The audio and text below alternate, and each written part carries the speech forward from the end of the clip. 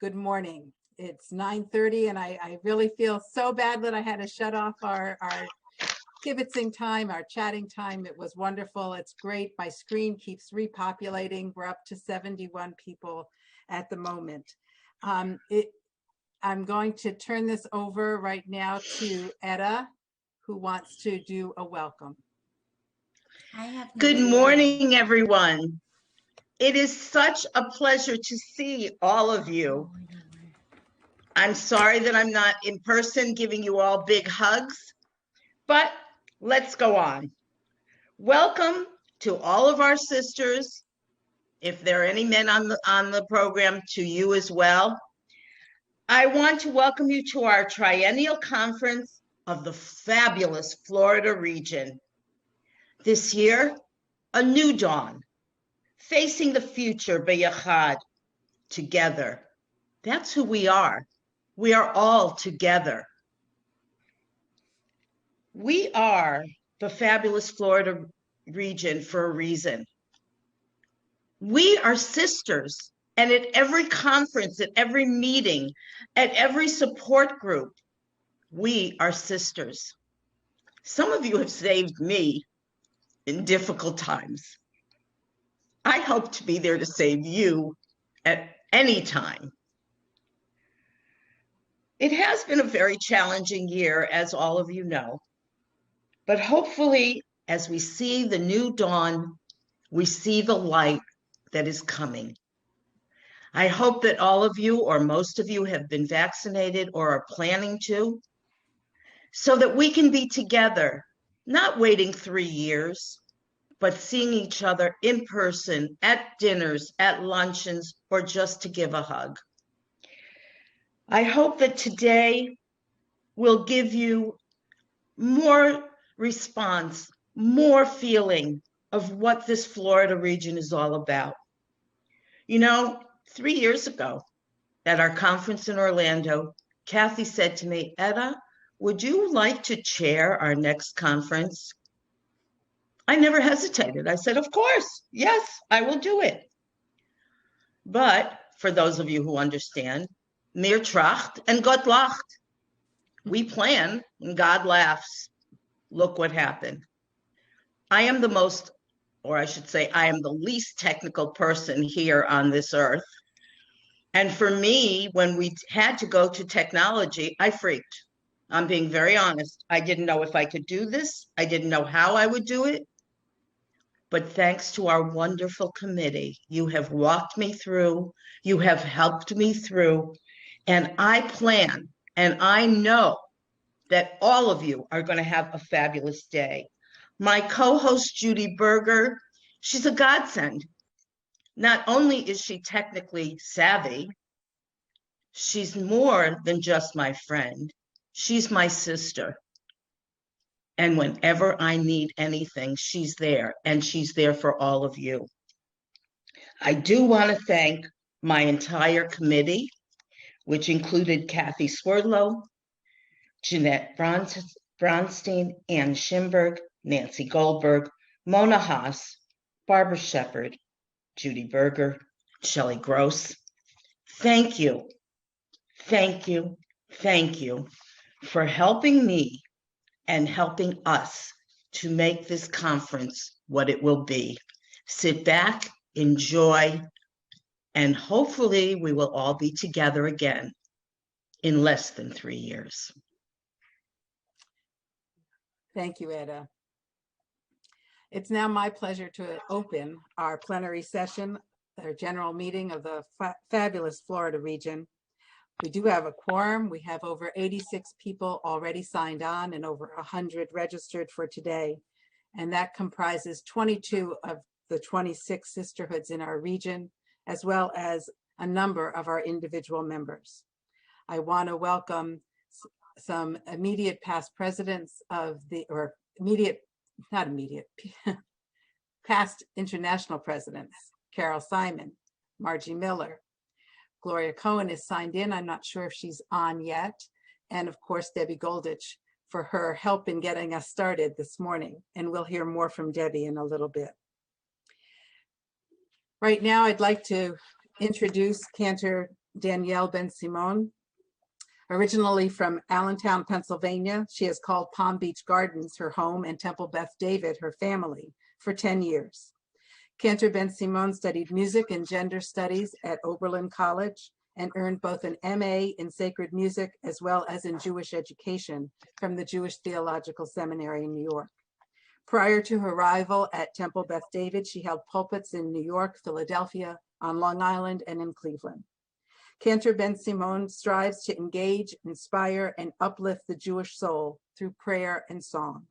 She is passionate about chaplaincy and providing spiritual guidance, support, and religious services. Yoga and meditation are her daily practices, and rescued golden retrievers and yellow labs her loves. But at the end of the day, it is her daughter, Lila Rena, who holds the key to her heart. Cantor Ben-Simon will lead us in the anthems for the United States and the State of Israel. And if you are able, please rise at this time.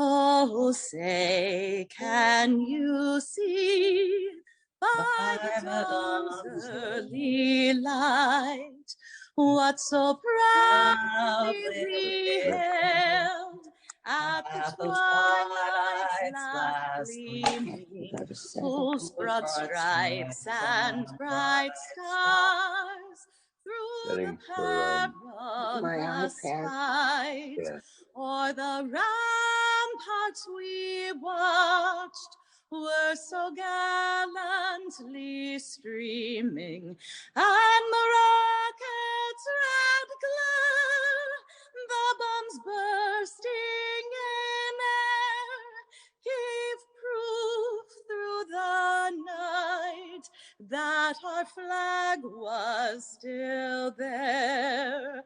Oh, say, does that star-spangled banner yet wave o'er the land of the free and the home of the brave?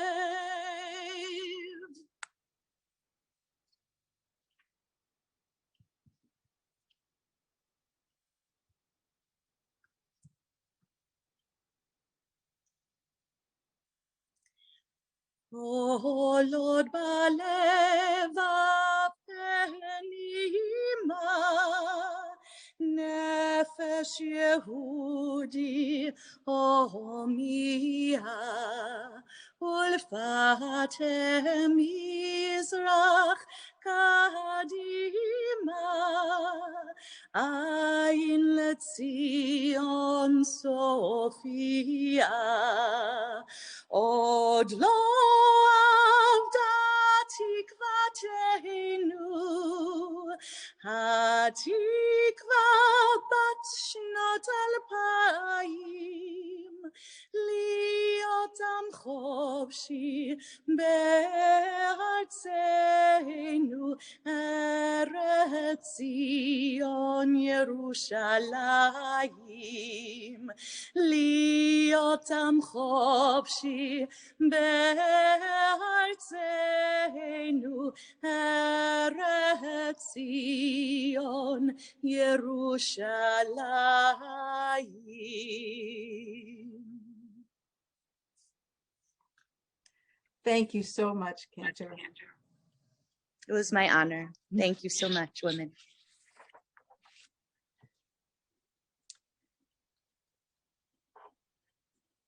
It is now my pleasure to present, and I wish we were together so I could do this in person, but for the sisterhoods that I'm going to speak about in just a minute, you will be receiving a certificate in the next few weeks. I have to get them from New York, and then I have to get them to you.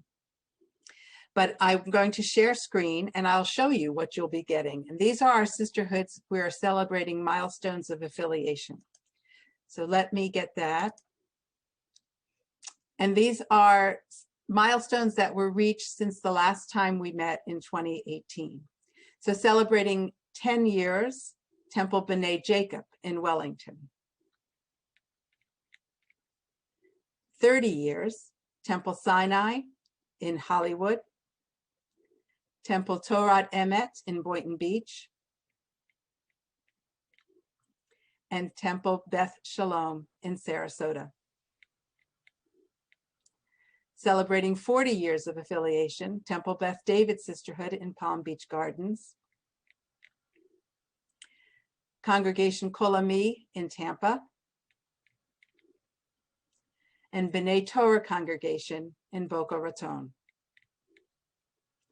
Celebrating 60 years, Congregation Ohev Shalom, Maitland, Florida, 70 years, Temple Israel of Ormond Beach, Congregation B'nai Israel, St. Petersburg. Celebrating 80 years, Congregation Rodef Shalom, Tampa, Florida. And celebrating 90 years of affiliation, Temple Bethel in West Palm Beach, Florida.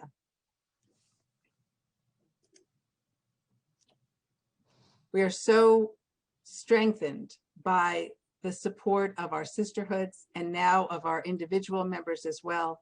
These are the things, the building blocks that make the fabulous Florida region what it is. But along with our sisterhoods, we need leadership. And so it is now my honor to introduce Jill Tomar, immediate past president of the region and nominating committee chairperson, to present the slate for the coming administration. Jill? Unmute.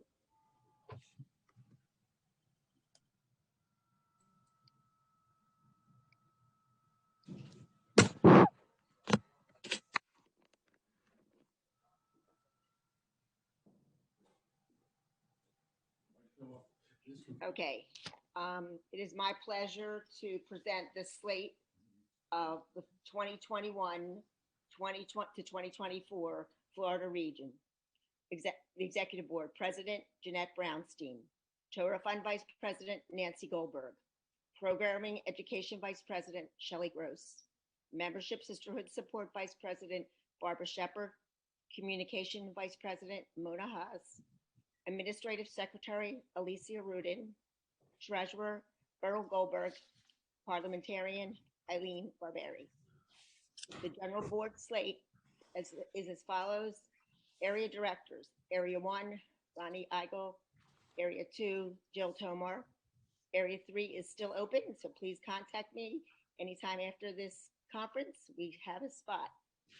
Area 4, Karen Weiner. Area 5, Adrian Plotkin. Our Torah Fund Area Directors. Area 1, Joan Broad. Area 2, Susie Stone. Area 3, Sheila Trossman. Area 4, Ellen Levy. Area 5, Etta Epstein. Nominations Chair, which will be the immediate past president, Kathy Swerdlow. Ritual Chair, Kathy Upton. Ritual Chair, Summer Fairman. Public Advocacy Chair, Ann Schimberg. Israel Metsorti Chair, Ellen Jad. Wheels One Day Fun Day, Terry Jonas. Social Media Website Chair, Michelle Graybash. Individual Member Chair, Carol Benowitz. Consulting Services Chair, Joan Lefkowitz. And Conference Chair will be announced by our new incoming president.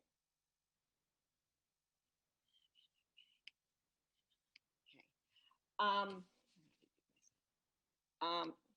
According to our bylaws, nominations may be made by petition. Having receiving no such nominations, it is a joy for me as chair of the nominating committee to ask the secretary to cast a unanimous ballot to elect these outstanding, dedicated, and committed women as the Florida Women's League for Conservative Judaism board for the 2021 to 2024 term. So done.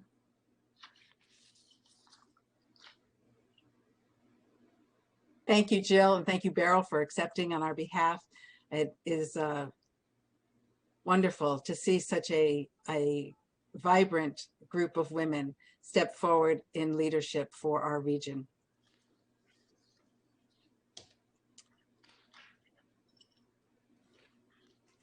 It is now my pleasure to introduce a very special person.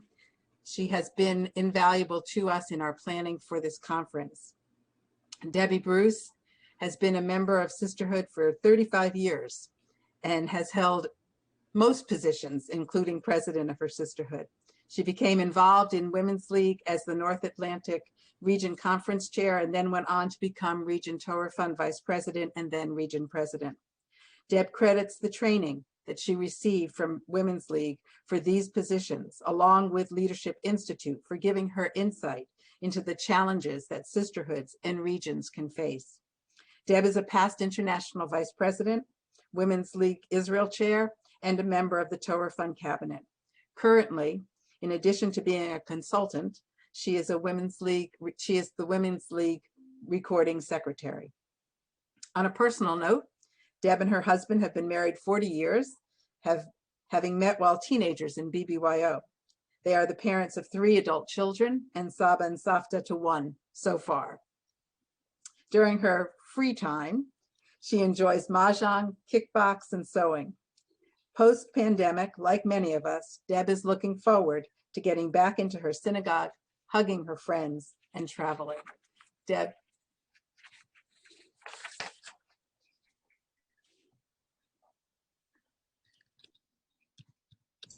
She's muted. There we go. Sorry about that. Margaret Thatcher said, "Look at the day when you are extremely satisfied at the end. It is not a day when you lounge around doing nothing. It is when you had everything to do and you've done it." Women's League for Conservative Judaism looks back at this year and we are extremely satisfied. 13 months ago, when the world came to a screeching halt, with synagogues and businesses locked down, Women's League rose to the challenge to stay relevant. On the very first weekday, under the guidance and spiritual leadership of Executive Director Rabbi Ellen Wollens-Fields, we began weekdays text study in Kaddish, now called Makom Bayachad. This daily caring community has brought comfort to many of us when we've experienced death of a loved one or commemorated a yahrzeit. We've been able to share our simchas as well, birthdays, births, b'nai mitzvot, and vaccine completions. What began in March 2020 is still going strong. This is just one example of Women's League being alive and well. Women's League pivoted to online learning and programming at the beginning of the closures. These programs have been attended by women from all over North America and even internationally. Our programs are open to any member of Women's League in good standing.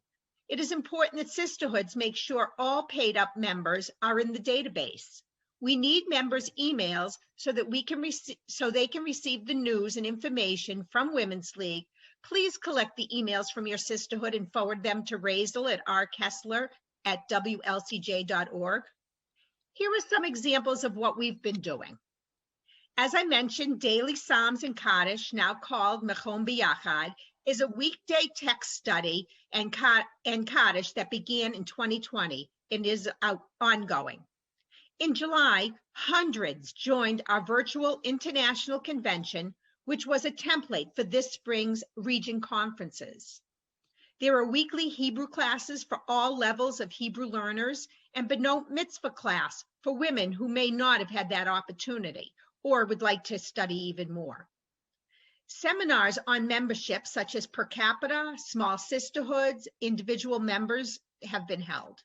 Hundreds have zoomed in on 2 hugely popular series, one on Jews in film and another, Jews in comedy. And through the magic of Zoom, many Women's League members joined our Israeli counterparts, participating in 1 or more Masorti days of study, sponsored by both Women's League and the Schechter Institute in Jerusalem, and held 4 times a year. The days of study offer women classes in their native Hebrew, Russian, English, and Spanish, and this year have added some in French. Some other ongoing programs available are Women's League Reads, an ongoing book club attracting hundreds of members, which features discussions and interviews with authors, personal conversations, and in-depth discussion with a variety of learned facilitators on topics such as organ donation and concerns of the LGBTQ community. Health and Wellness is another program featuring discussions on topics including mikvah, the original body of water. Most programs have been recorded and can be found on our website, wlcj.org, under the members only section. In addition, sisterhoods have many resources available to them, such as consulting services. Consulting services has presented seminars on how to use Zoom, leadership development, and sisterhood and synagogue relations, just to name a few. Consulting services is working collaboratively with membership and per capita teams to provide better service to our affiliates. And each sisterhood can also schedule personalized workshops specific to its needs. Communications, you can find us on Facebook, Twitter, and Instagram. The website is even more user-friendly than ever, with a vast array of resources available to everyone. Region websites host local information, and both WLCJ and its regions send out weekly informative emails listing all upcoming happenings. A new Women's League social action project for this year is called Stock the Shelves. In response to food insecurity caused in part by the pandemic, sisterhoods are being encouraged to collect food or make donations to their local food banks. The Women's League Resolutions Committee meets to research, discuss, and present to the membership statements important to social justice and world affairs. These can be used as a basis for sisterhood programs or ways to promote social action projects. Many virtual region and sisterhood programs are open to all members. Please share what your sisterhood is planning and expand your virtual community. Read the Women's League Weekly and your Region Weekly email to stay current on the programs available to WLCJ members. Now, I want to thank you for allowing me the opportunity to be your conference consultant for the fabulous Florida region.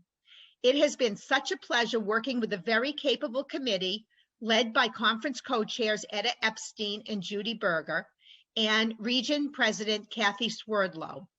I extend Mazel Tov to Jeanette Brownstein, incoming Region President, and her new administration.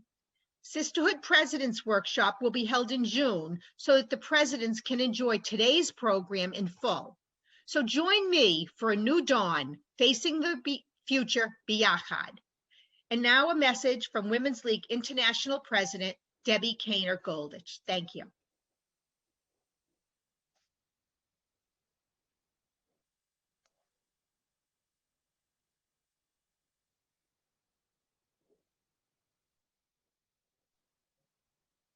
Good morning. Kathy, am I speaking or are we showing the video? I'm a little concerned. I thought we were showing the video. I can speak. I'm happy to do that right now. Okay. Good morning. Good morning. Shalom, friends. As president of Women's League for Conservative Judaism, I welcome you to your region conference. It is a pleasure for me to greet you today, although I wished we were together, biyachad, in person. This has been a unique and challenging year. We started our year with a virtual international convention in July. Since then, we have offered continuous programming with opportunities for learning and engagement. Our weekly newsletter encourages our members to join programs in sisterhoods and regions all over North America. In spite of the pandemic, the newsletter tells everyone that Women's League is alive and well. I think that's our new tagline. If you are not subscribed to the newsletter, please let your region president or Razel or me know, and we will connect you. I know Debbie just said this also to let Razel know. You can let any of us know, and we will subscribe you to the newsletter. During these past 12 months, I have had the opportunity to greet many of you through the magic of Zoom. Together, we have celebrated sisterhood paid-up membership events, Torah Fund events, Women's League Shabbat services, and now region conferences. Those visits are an important part of my role as president. Your comments and suggestions allow our organization to move forward with fresh ideas. Please continue to invite me to your events so you can reach out personally. Soon, I hope to be on the road traveling and would love to be together with you in person in the fabulous Florida region. And so today, as you are together, biyachad, with your region sisters at your conference, please take advantage of all that your sisterhood, the region, and the international organization has to offer you as a conservative Jewish woman. Please join me in thanking your outgoing region officers and board and Kathy Swerdlow, president, for their hard work and support of Women's League over the last 3 years. And please welcome your incoming president, Jeanette Brownstein, your executive committee and board, as they embark on an exciting road ahead. Thank you, and lahitraot. I hope to see you all soon. Thank you, Debbie. I'm so glad that you could be live with us this morning. Before we go into our first bit of programming, our prayer and Torah study with Rabbi Upton, I wanted to take a few minutes just to express my thanks to everyone in the region and in Women's League for their support and just what a wonderful experience these last 3 years have been. I've been proud to represent Florida region in international at the international level and throughout the region. When we could travel in the pre-times, my husband and I logged hundreds of miles driving around the state. I was very thankful to have him as my chauffeur. And it was great to get to meet everybody in person. As we pivoted to working within this pandemic, the same sort of support continued to be felt. And my admiration for the work that each of our sisterhoods have been doing has just continued to grow. I am really humbled by the creativity, the ingenuity that you, as members of our sisterhoods, have really shown. I've been able to come to many programs via Zoom, and I am just so happy that we have this kind of technology available to us that has been able to connect us even when we couldn't be there in person. When I talked with Etta and Judy at the very beginning of this conference planning time, they asked me if there was anything that was special to me. And I said, my favorite line, and I have many of these, but my favorite line in Psalms is from Psalm 30 that we say every day. And it says that tears may linger for an evening, but joy comes with the dawn. And from that was born our conference theme. I really feel the joy beginning to come forward as we are dawning out of this pandemic. It has been a joy for me, and it has been personally very important to me that when I've had joys to share, like the births of 3 grandsons during these last 3 years, those joys got lifted even higher. And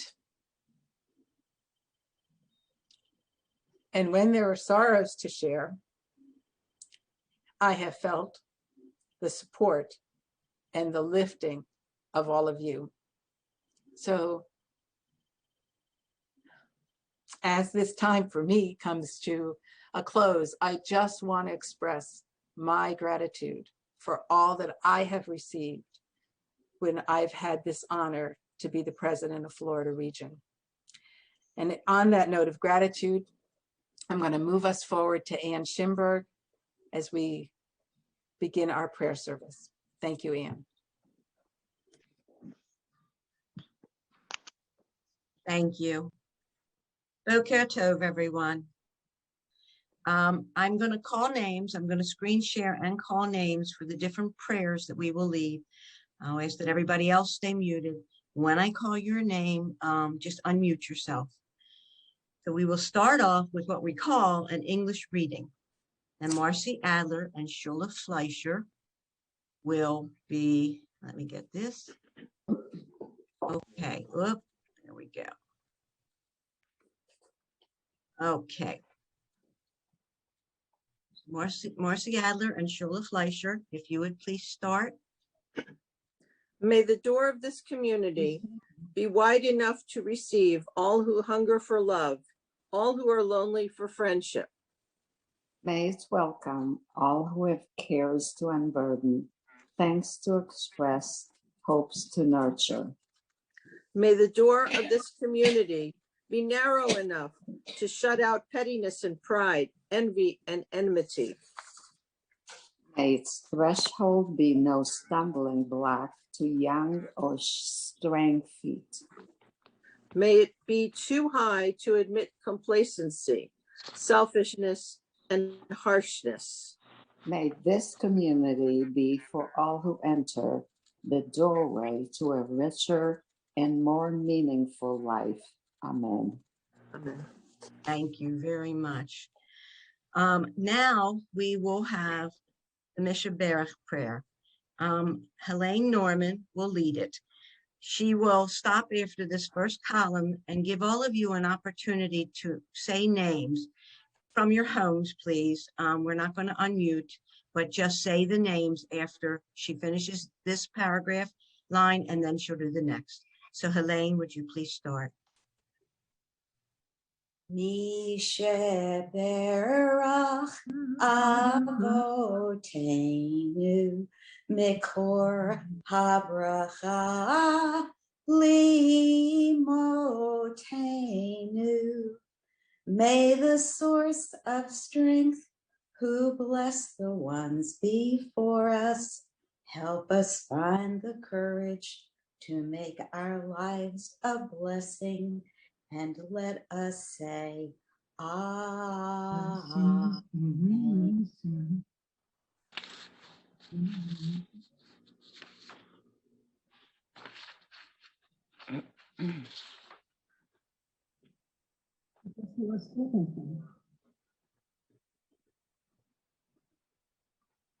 Misha Berach Imotenu Mikor Habracha Lavotenu. Bless those in need of healing with refuah shalema, the renewal of body, the renewal of spirit, and let us say, Amen. Thank you very much, Helene. Now we will go on to morning blessings. I'm going to ask Jeannie Blair to stay unmuted since she'll be doing our Hebrew. And Blanche Mizell and Eileen Goldstein, I'm gonna, if you would unmute to do your part. Then when they are finished, Karina Waldman and Cheryl Glickman will do your part. And then when they are finished, Helene Herman and Carol Stoller. So we will start here. Okay.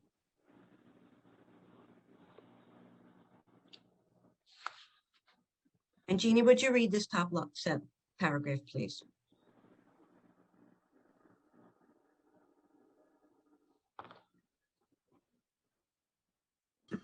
There we go. The Hebrew or the English? Read this top English, please, and then you do the Hebrew. Okay. Grateful for the daily renewal of our lives, we express our awareness that each day is a new gift from God.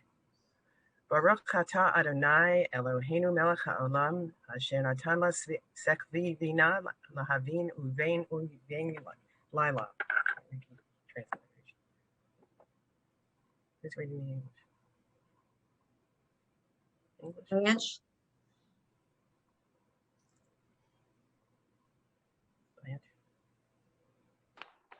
Blanche? Or should I You are blessed, Adonai, our God, ruler of the universe, who grants understanding to distinguish between day and night. Think about the ability to sense daylight and to understand what it means in your life. Baruch atah Adonai Eloheinu melech haolam she'asani b'tzalmo. Wait a minute. Okay, go ahead. Sorry. Blanche? You are blessed, Adonai, our God, ruler of the universe, who creates us in God's image.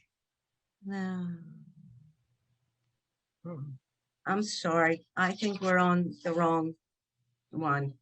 I'm sorry. There we are. I'm sorry. Go ahead.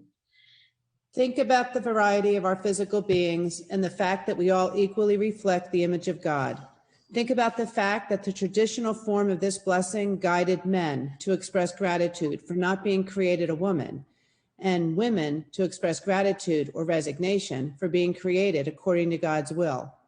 Think about the conservative movement, which pioneered the reformulation of this blessing, as well as the two that follow, into positive, inclusive affirmations.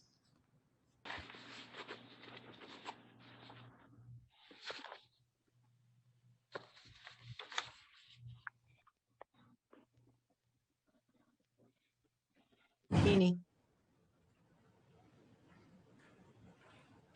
You're tripping me up, Ann. Baruch atah Adonai Eloheinu melech haolam zokeh kefufim. You are blessed, Adonai our God, ruler of the universe, who straightens those who are bowed down. Don't just think on this one. Lift your head, straighten your spine, pull back your shoulders, and experience how that feels. Make this a part of each morning's prayers. You can be exalted by the feeling of aligning your body as it was designed to be held, and you can be grateful that you have the health and strength to do so.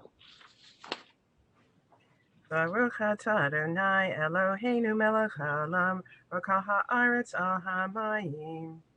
You are blessed, Adonai our God, ruler of the universe, who spreads out the land over the water.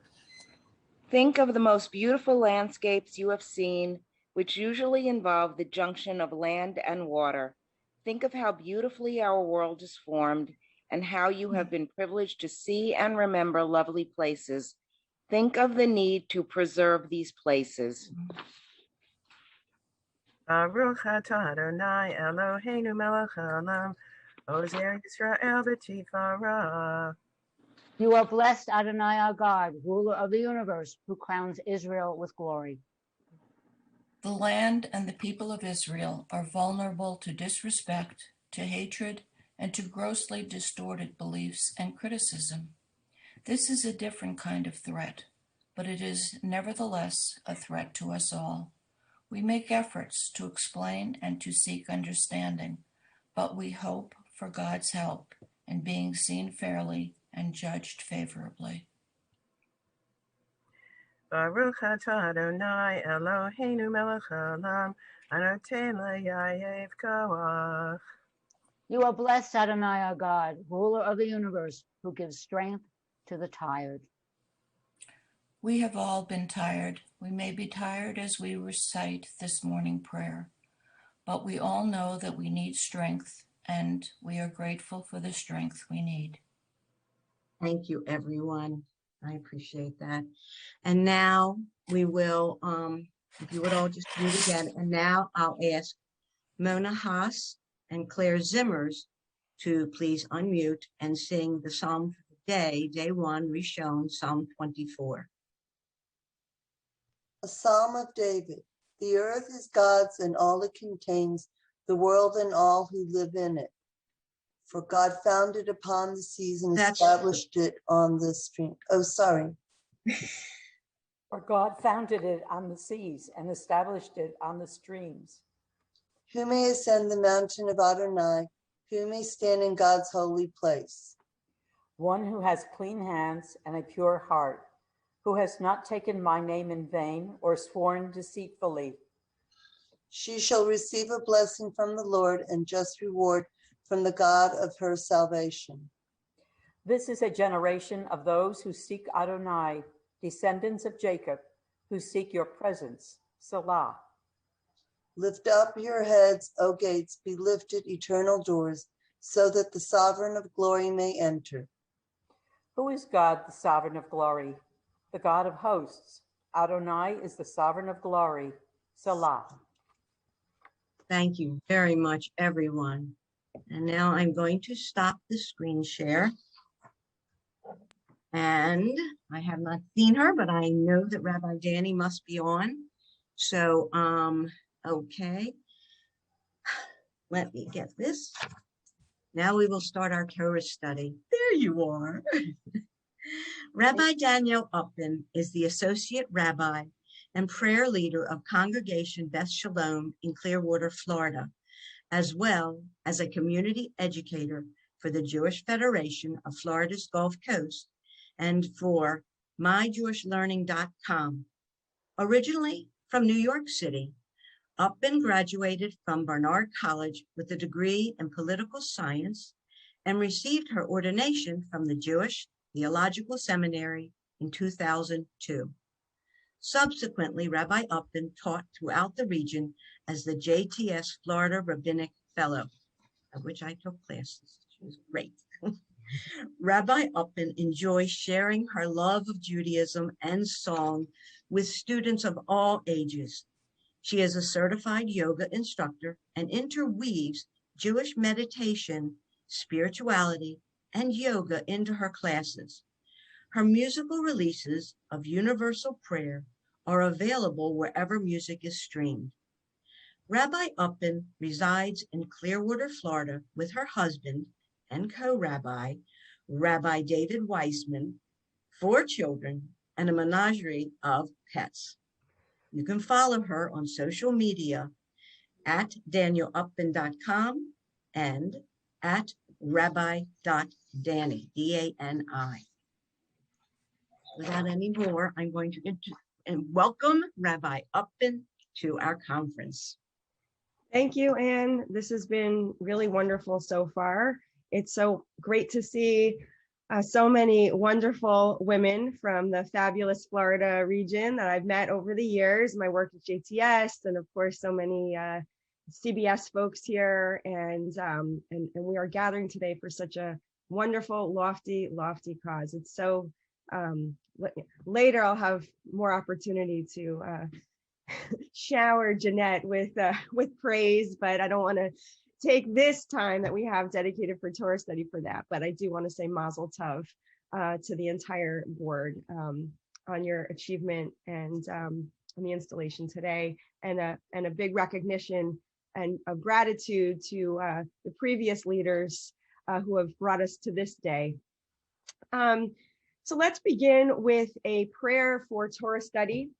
That is La'asok b'divrei Torah. Baruch atah Adonai Eloheinu melech haolam asher kidshanu b'mitzvotav v'tzivanu la'asok b'divrei Torah. Amen v'amen. And it was our teacher, Rabbi Morton Leifman at JTS many years ago, who said we should soak it up. That's La'asok b'divrei Torah. We thank God for commanding us to be busy with Torah, but it's really to soak up that Torah, take it all in. Any opportunity we have to learn, we should be learning.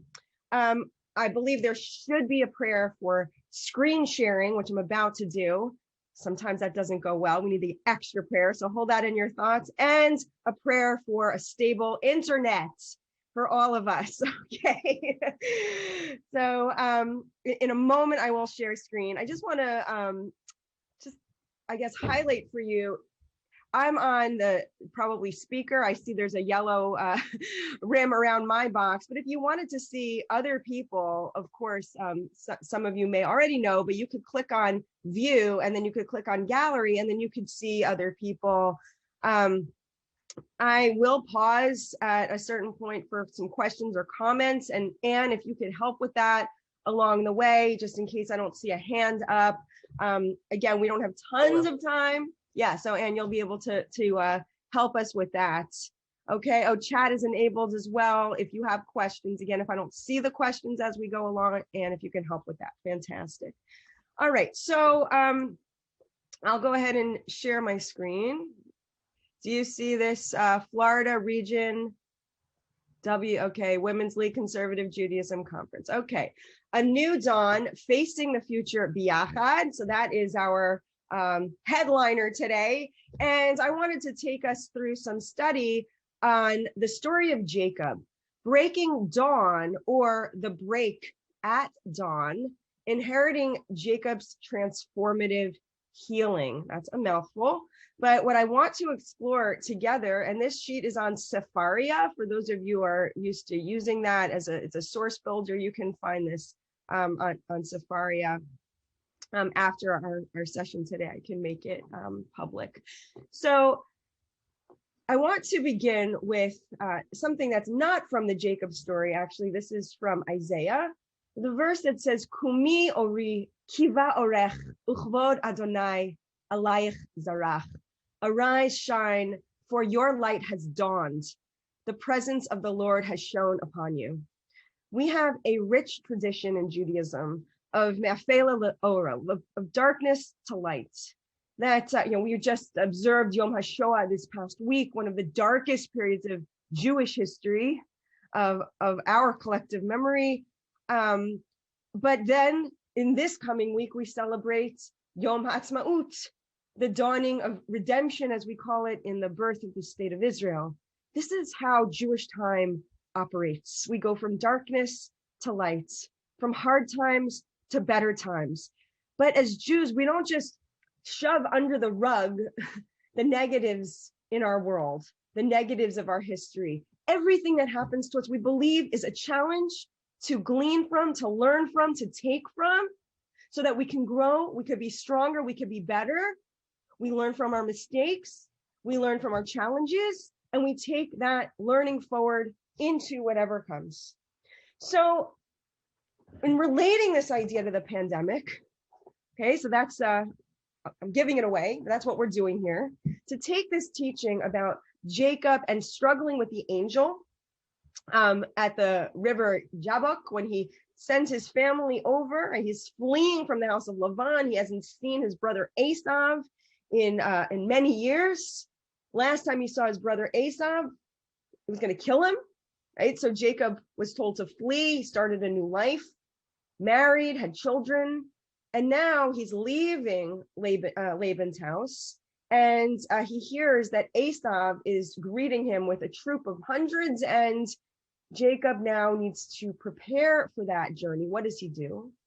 He goes, he separates his family, sets up camp, and he confronts what maybe a literary analysis would say, the dark night of the soul. Dark night of the soul, where he confronts, you can say, maybe his demons or his angels.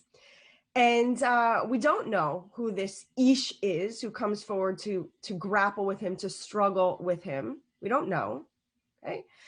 But in the process, Jacob becomes broken. He becomes blessed. His name is changed. And he goes from Jacob, the trickster, the one who grabs the heel of his brother, who's always grabbing in life, to Yisrael, to the one who struggles and prevails, struggles with God, Yisrael. And that's us. That's us. As Jews, we believe that we are inheritors of our biblical ancestors' stories, their narratives, their challenges, and their life lessons. And we're blessed. We're a group of women. We don't only learn from Sarah, Rebecca, Rachel, Leah, Devorah, Miriam. We want to also learn from them. But we also, right, of course, we can take these important lessons from everyone who presents themselves in the Torah. And Jacob certainly had his challenges. He certainly had a lot of dark time, but he's the one who prevails. He is the one for whom we are named, the namesake Yisrael. That's us.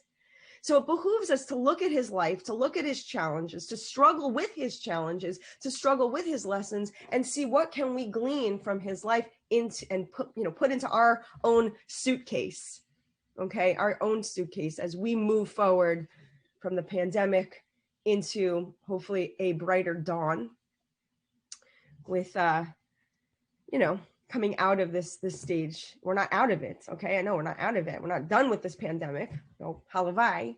But already I think many of us can see that glimmer of hope, that glimmer of dawn. So what I wanted to invite us to do is to look at this text from Genesis chapter 32, just a small passage, short passage here, and to look at this with fresh eyes for a minute. Okay. Like, I don't want you to forget everything you've ever learned about this, because we've learned so much, but just to look at it for a moment here with some fresh eyes, what questions maybe are coming to the forefront as we couch this text in this present moment, okay, of a new dawn. Right? What are you curious about? What can you relate to? Right? If we had tons of time, we'd go into breakout groups, and because everyone has some valid comments on this text. All right, I'll take us through. Unless we have a reader, if you want to unmute in English, if you'd like to read this for us. If you want to unmute and go ahead and read where it says Genesis. Would you like me to read, Shelley? Yes. Yes, Okay. Thank you. That same night he arose, and taking his 2 wives, his 2 maidservants, and his 11 children, he crossed the ford of Jabbok. After taking them across the stream, he sent across all his possessions. Jacob was left alone, and a man wrestled with him until the break of dawn. When he saw that he had not prevailed against him, he wrenched Jacob's hip at its socket, so that the socket of his hip was strained as he wrestled with him. Then he said, "Let me go, for dawn is breaking." But he answered, "I will not let you go unless you bless me." Said the other, "What is your name?" He replied, "Jacob." Said he, "Your name shall no longer be Jacob, but Israel, for you have striven with beings divine and human, and have prevailed." Jacob asked, "Pray tell me your name." But he said, "You must not ask my name." And he took leave of him there. So Jacob named the place Peniel, meaning, "I have seen a divine being face to face." Yet, my life has been preserved. The sun rose upon him as he passed Peniel, limping on his hip. That is why the children of Israel to this day do not eat the thigh muscle that is on the socket of the hip, since Jacob's hip socket was wrenched at the thigh muscle. Okay, thank you, Shelley. Good to hear your voice. So if you want to use the chat, okay, you can put some questions in there of what's arising for you. What's going on here? What are you relating to? Just really briefly in a word or a sentence, or if 1 or 2 of you would like to unmute and just share, what's going on here for you? What's jumping off the page is really the question. I think the thing that jumped off the page for me, this is Bonnie Halter speaking, is that not only did Jacob not only did he strive with this being, but he also negotiated with him. So he didn't actually give up control. He actually kept sort of a managed control over the situation. Yes, fantastic. Right? He's not so much a victim here. I really like that a lot. Right? He negotiates. He finds that inner strength. He doesn't know who this man is, but he still has that bravery to negotiate, to try to get the upper hand, even though it's feeling like pretty bleak. Love it. Thank you so much. Other comments?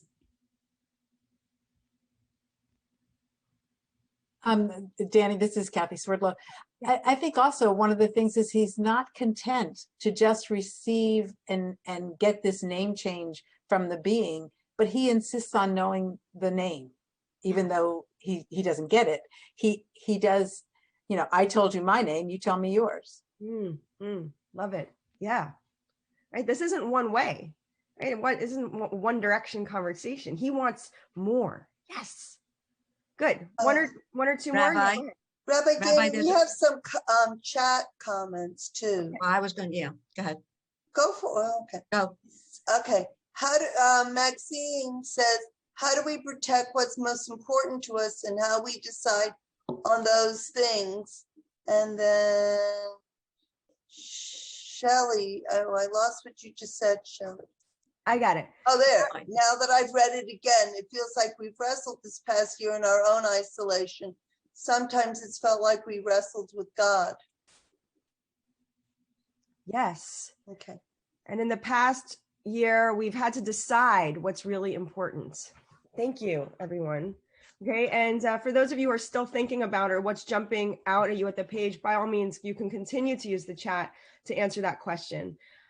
What I want to focus on in this next 10 minutes that we have is this idea of the breaking dawn.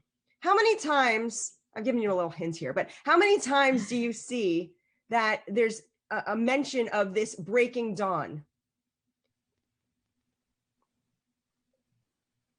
Right? 3 times. Jacob was left alone, verse 25, and a man wrestles with him until the break of dawn. Ad alot hashachar. Verse 27. And then he said, let me go, for dawn is breaking. Ki Allah hashachar. But he answered, I will not let you go until you bless me. And then verse 32, the sun rose upon him. Vayizrach lo hashemesh, ka'asher avar et Penuel, v'hutzolea et Yericho. 3 times. That is really interesting. When the Torah repeats itself, okay, the Torah is terse. It doesn't waste words. So when the Torah makes a point 3 times of this breaking dawn, of the rising sun, saying it in 3 different ways, actually. I mean, alot hashachar is related to Allah hashachar, and then vayizrach lo hashemesh, right? 3 sort of different ways of saying the same thing. Of this light is dawning, a new day is coming, something is happening. It's a tangible light of dawn. It's imminent. It's happening. It's immediate. There's something about that, to me, that jumped off the page that I never noticed before, that it says it 3 times. Okay, so I wanted to focus on some traditional commentary on what does this break of dawn mean, and the fact that this, he broke the hip. He was broken at dawn as well, right? This fracture, whatever exactly that was, also happens at dawn there, it seems. And so there's this question of, I wanted to just explore kind of quickly, what do the traditional texts say about what does this break of dawn mean? Okay, why did the angel have to leave at dawn, or the man, right? And what could that break of dawn mean for us? What can we learn about that immediacy, right? And I'd love to hear your comments about why do you think the 3, I'm not going to share that, I'm going to have to move on with my screen, but if you have a Tanakh that you wanted to pull it out and take a look at it or continue to think about it, please weigh in. So a few classical interpretations, okay, on the breaking dawn, and then we'll bring it into our own lives. So number 1, it's kind of cute. Why did the angel have to go? We're calling it the angel or the man. We understand this to be an angel, but he's called an Ish, and Ish, all right, is one man, or that form is one of the formations of an angel. We could do a whole class on angels another time, okay? So, ki Allah hashachar v'tzarich ani lomar shira bayom. All right, what did we all just do? The break of dawn was coming. What do we do at dawn? We just did it, right? Thank you, Anne, for leading us. We prayed. The angel has to go. Angels have a special job, right? They all have their own job, but their job is to be in service to God.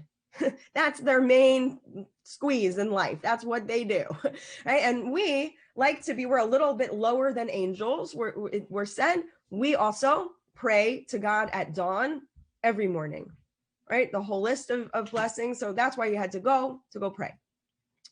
Number 2, that night represents the attribute of judgment, midat hadin. But morning, daybreak, represents midat hachesed. That's the attribute of compassion. So this is one of the most beautiful commentators on the Torah, the Naftali Tzvi Yehuda Berlin, Emek Advar, and Nechama Leibowitz quotes him often. At dawn, the forces of judgment would have no authority. The forces of holiness are strengthened. These are just snippets I'm taking from larger texts, but to give us this idea, at night when it's dark, we feel agitated, right? There's this midah of judgment at night, right? That kind of infiltrates, right? When we're feeling anxious at night, it's our own doing, but also there's like this sense in traditional Judaism that at night, you got to watch out at night. You got to be careful at night. You don't go out by yourself at night. Hey, this is all from many of our commentators and teachings, that at night we need to be strengthened, that we wrestle But in the morning at that daybreak, the light comes and we feel a greater sense of compassion, of connection, of love, and a loosening, a lessening of those strictures, right? So we look toward that breaking dawn for that, loosening up of that feeling of judgment. It could be self-judgment or judgment we feel is imposed by others, right? Spiritual judgment. All right, number 3, then it was time for Jacob to move on.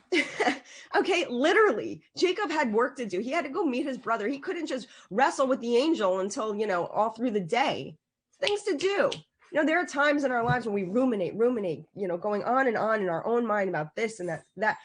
You know what? Sometimes dawn comes and we got to move on, right? Just leave it be, whatever it is.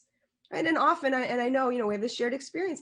It doesn't help to keep going and going and going. If you have an argument with someone, take a break, time out, right? Give yourself some time to separate from that thing that's got your goat, right? There are things to do. We got to move on. And, I don't say that lightly, and it's not easy, but it's a message that we can glean from Jacob having to move on with that break of dawn because he had things to do. Okay. Next. The angel was looking for an excuse to escape. Why? Because Jacob was winning, right? I love the comments that we had before. This wasn't, Jacob being broken and beaten down. Even as he was injured, Jacob was standing up for himself, asking for more, getting that upper hand. And the angel was like, oh, gotta go, right?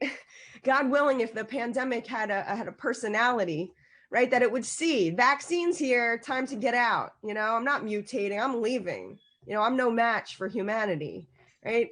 God willing, we should see that, right?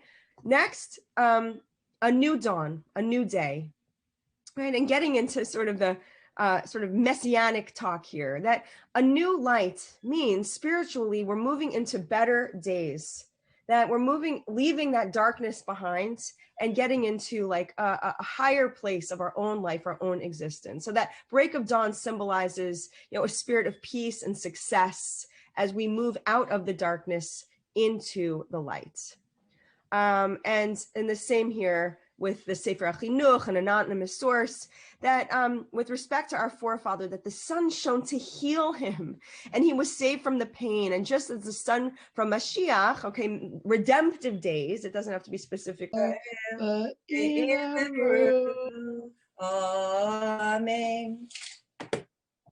Okay, thank you so much. I did ask her to do it slower because I always do it that way. There are some women who can't quite follow it when it's fast. So it is better that they be able to say it. And so we do it slow. I just want to thank everyone who participated. You helped make our morning service meaningful.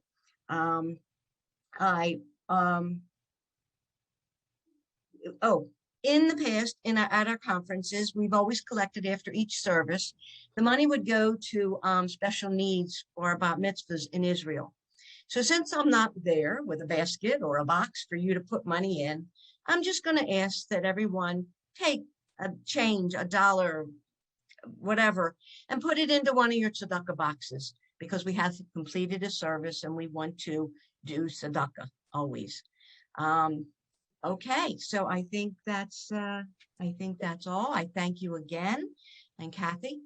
Thank you, Anne.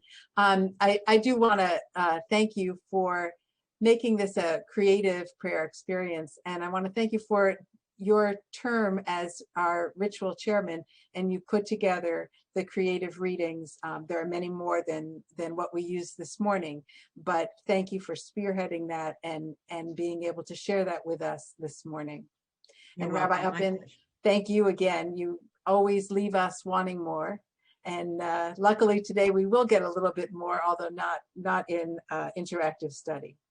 But you are a real treasure to us here in the region. And now I'd like to turn it over to Shelley Gross, who will introduce our next speaker. Introduce Rabbi Amy Grossblatt-Pessa, who graduated from Washington University with a double BA in History and Jewish Near Eastern Studies. She continued her education by attending Hebrew Union College, where she graduated with honors and received a master's degree in Jewish education.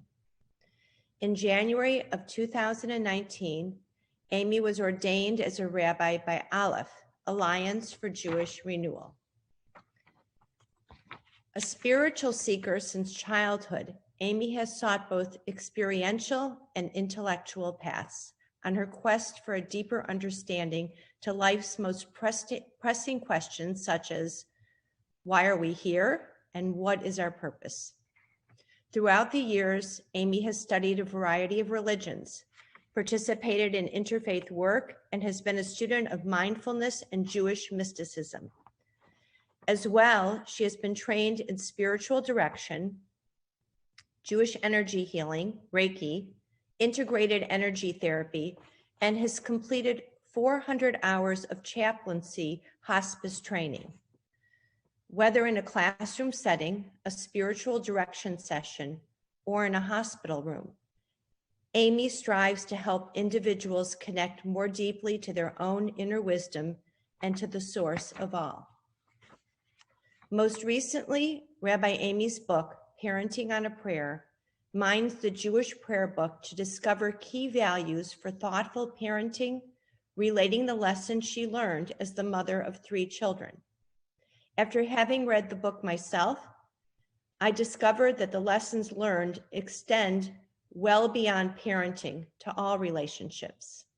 Now, without further ado, I'm looking forward to Rabbi Amy Gross-Blatt-Pessis leading us in a discussion of looking to the future.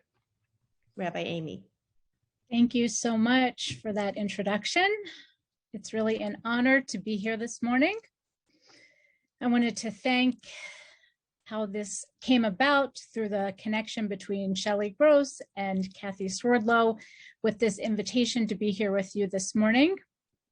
And before I start and really move toward what I want to talk about, I wanted to spend a few seconds just reflecting on my own experience of my connection as a child to sisterhood in my congregation in Chizuk Emunah, growing up in Baltimore, with my most favorite memory being the serving of Maccabee pizza bagels after junior congregation.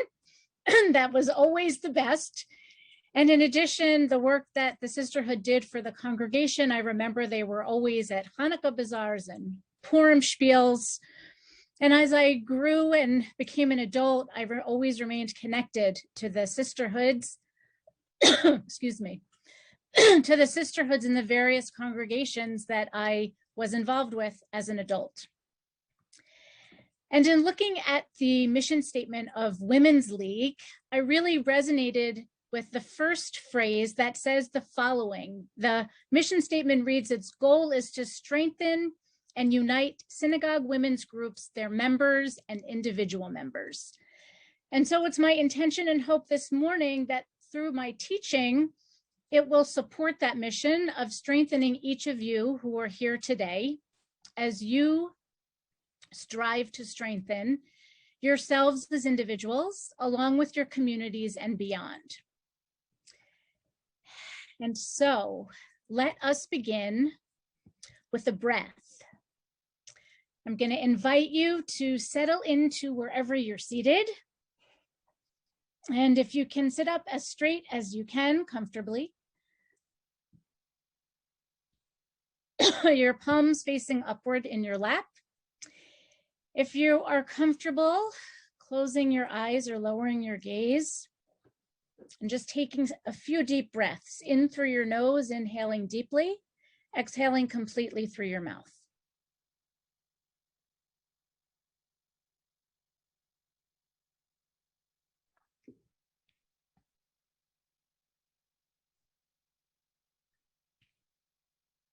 Two more deep breaths.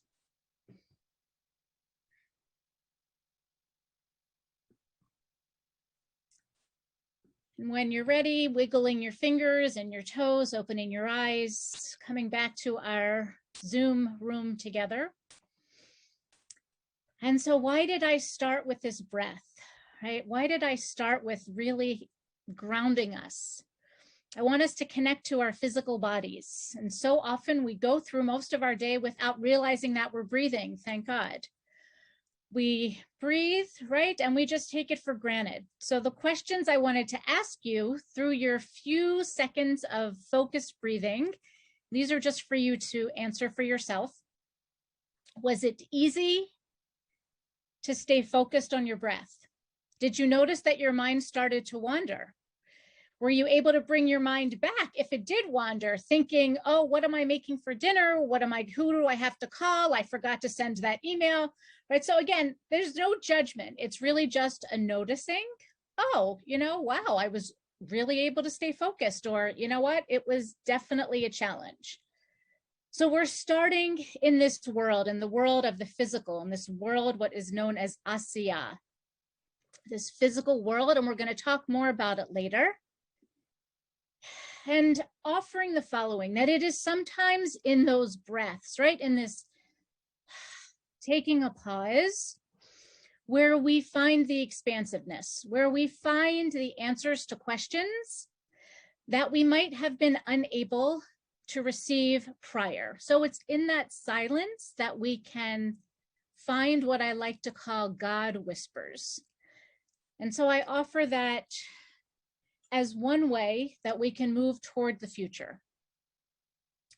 Getting quiet, focusing on our breath, connecting to this physical world, listening for those God whispers.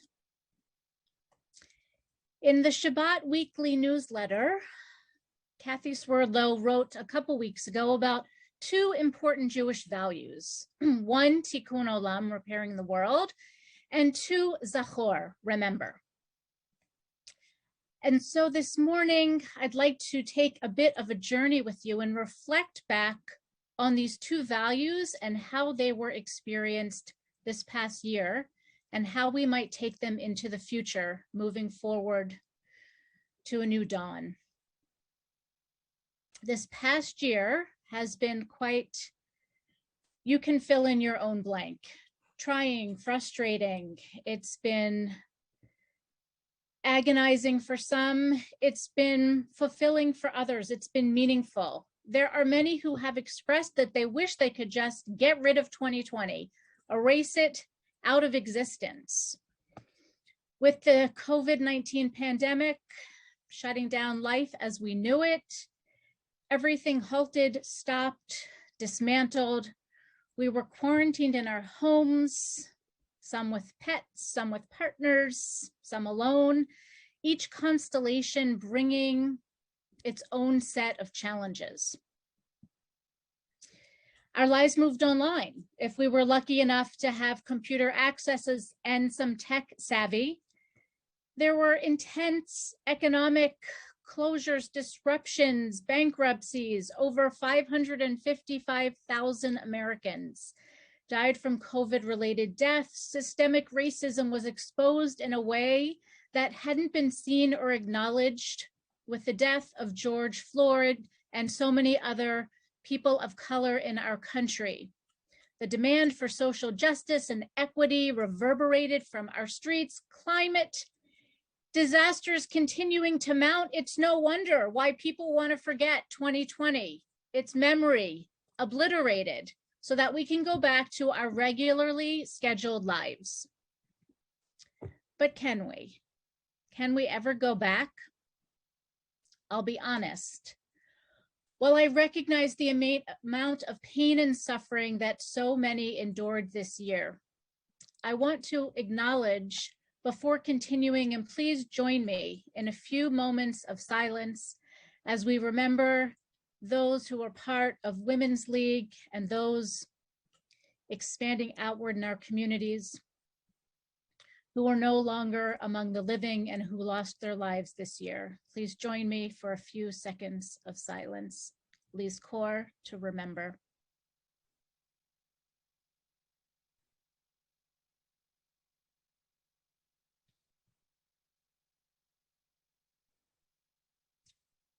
Connecting with those loved ones brings us into the emotional realm, this world of Yetzirah, the world of formation, the world of emotions.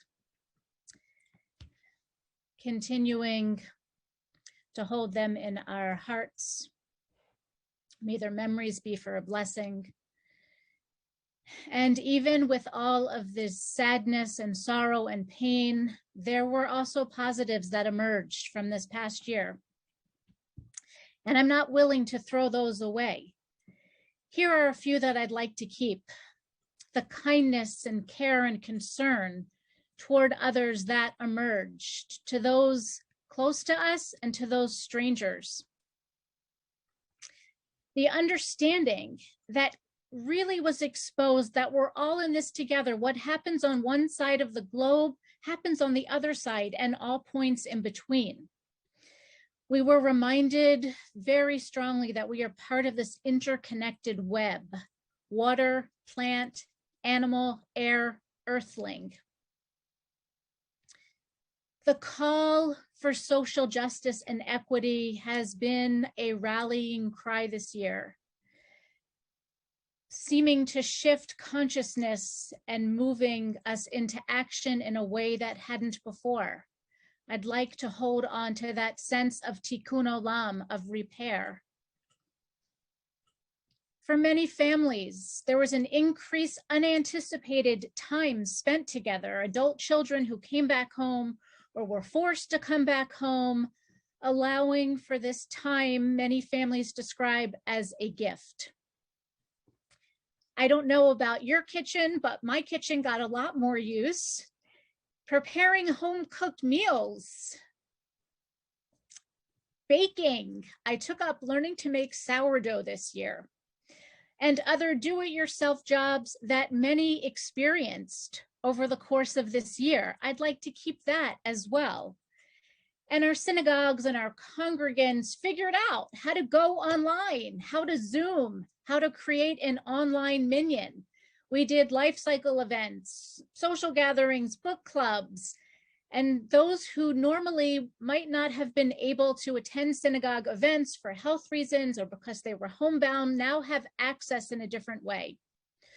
So these are some of the collateral blessings that emerged from the pandemic and from our time in quarantine. And so the invitation that I offer to you this morning is to contextualize these gleanings, these positive takeaways, and to balance them with this notion of zachor, of remembering.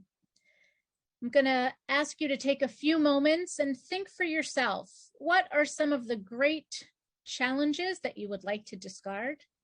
And what are some of the gifts that you reaped this year? So I'm going to give you about 30 seconds to a minute.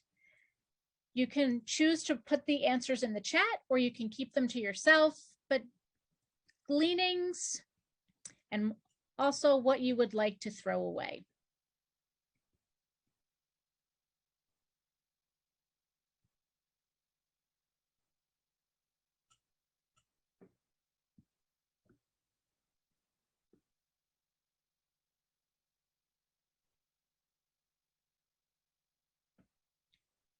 Take about another 15 seconds.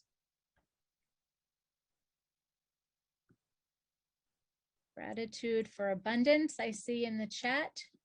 Thank you, Helene. Time with family. Keep focus on home, discard paranoia. That's a good one.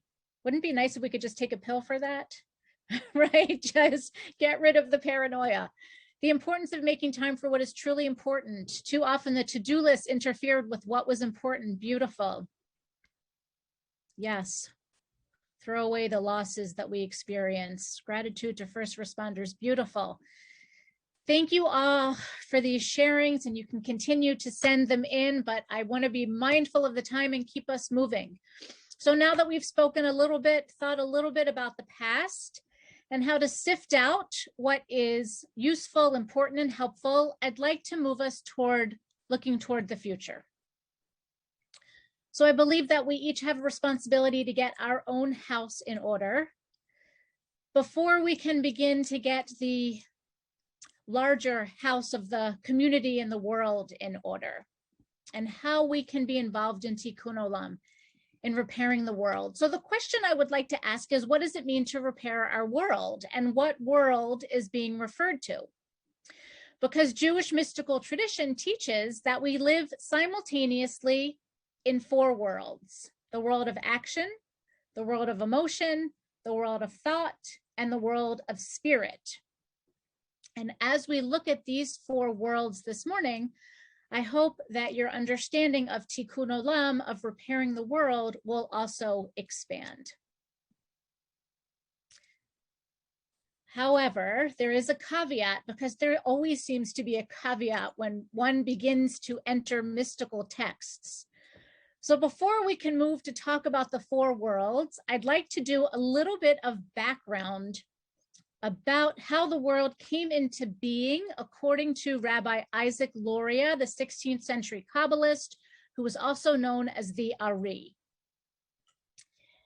And when I teach mysticism, I always have a caveat. I'm going to share this information. If you understand it, great. If you don't understand it, great. If you understand 10%, great. Whatever you get is what you need to receive. So please don't stress out if I'm saying words and you're thinking, oh my goodness, what is she talking about? Let it wash over you. And I promise I will bring you to a concrete place. Are we all in agreement with that? Okay, thank you. I see head shaking and thumbs up. So as we do a deep dive into Lurianic Kabbalah, so if you can imagine that everything was God. There was no differentiation. This is before we get the book of Bereshit, of Genesis. It's all God. Ein Sof, meaning infinite. And, you know, God eventually became a little bit lonely. And so what did she decide to do? Well, Rabbi Luria didn't say she. He said he, but for our audience today, I'm going to say God as she. So she was lonely and she wanted some company. And so in order to create space for the world, God had to, if you imagine, contract into God's self so that there became this whole, right? Because if everything was God, then we couldn't be here. So the world gets contracted into this space. It's the process called tzimtzum, one of my favorite Hebrew words. It's an onomatopoeia, right? Tzimtzum, it's this contraction. And then after this contraction, you can imagine there was the light that was now in that void. Where did it go? It went into these vessels. However, the vessels couldn't contain the light because it was God's infinite energy. The vessels shattered. Shvirat hakelim.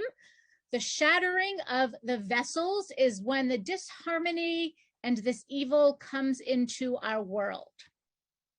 And so what is our job, according to this mystical understanding of the world? Our job is to actually go through the world doing tikkun olam, fixing the world and finding the God sparks, finding those hidden pieces of God that are everywhere. An example is there's hidden God sparks in food. And so when we recite a blessing over our food, we raise up and free those sparks. Our goal is to find God everywhere and every place. So with that as the backdrop, I wanted to now move into the idea of the 4 worlds. And I think that this practical example will help explain, and as I promised, it is very concrete, right? So imagine that there's a couple and they want to build a new house. And they get this like flash of insight, like, oh, wow, yeah, let's build this new house. And I think I want it to have a garden and a swimming pool. And that's exactly what we're going to do. So they just loved this idea so much that they sat down and they visualized the bedrooms and the kitchen and the dining room and what the basement was going to look like. It was going to be finished. And right, this whole idea they developed in the depth and the breadth of it. Now, they could have easily just forgotten this idea, but once they started really connecting it to an emotional place, they knew they could carry it further, right? It had been part of them. It became part of them, this vision. And so they got so excited about the idea, they called the architect and the builder, and they put the idea on paper, and then the plans were drawn up, and then they had to apply. If anybody knows this process, it took forever for the building permits and financing and the actual building of the home. And then only after months of this work, the couple could enter their dream house. And so if you can imagine 4 stages in this process, this initial flash of inspiration, the concept, the broadening of the concept in detail, the emotional involvement, the connection of the plans, and the practicality. And so Kabbalah explains these 4 stages were also used in the creation of the world. All right, I'm going to check back and make sure that you are with me. Are you with me so far? I can only see a few faces, but what I can see is okay, great. So great. Let's continue to find out more about these 4 worlds that can help propel us toward the future. So this first level of concept, right? This flash of insight, it's when the Sphirot, when these energy centers of God become manifest. And the name of this world is called Atzilut, from the Hebrew word etzel, which means next to God. So basically, this world is pretty much unattainable. Living in our world, we can connect to the spirit, but we can't, unless you completely melt into it and lose your physical form, we can't completely get there, but we can tap into it. We know that the spirit world is there. After the spirit world, we're going to connect and we're going to move to the next level, remembering before we move down that there's no individuation, there's no sense of self in this Atzilut world. And interestingly, each letter of God's name, pronounced Adonai, written Yud He Vav He, the letter Yud, and I'm going to give you a visual in a few minutes. The letter Yud is associated with this world of Atzilut. The next level down is the world of Bria, the world of this sort of the thinking, the mind, the expanding of the concept. And this word Bria, you might hear the word bara, reminding you about Genesis, the beginning, Bereshit bara, in the beginning, God created. This world of Bria, right? So this is where dualism starts to come in. There's the sense of pieces breaking apart. Now, the letter that's connected to this world is the letter He. So differentiation is beginning in this world of Bria.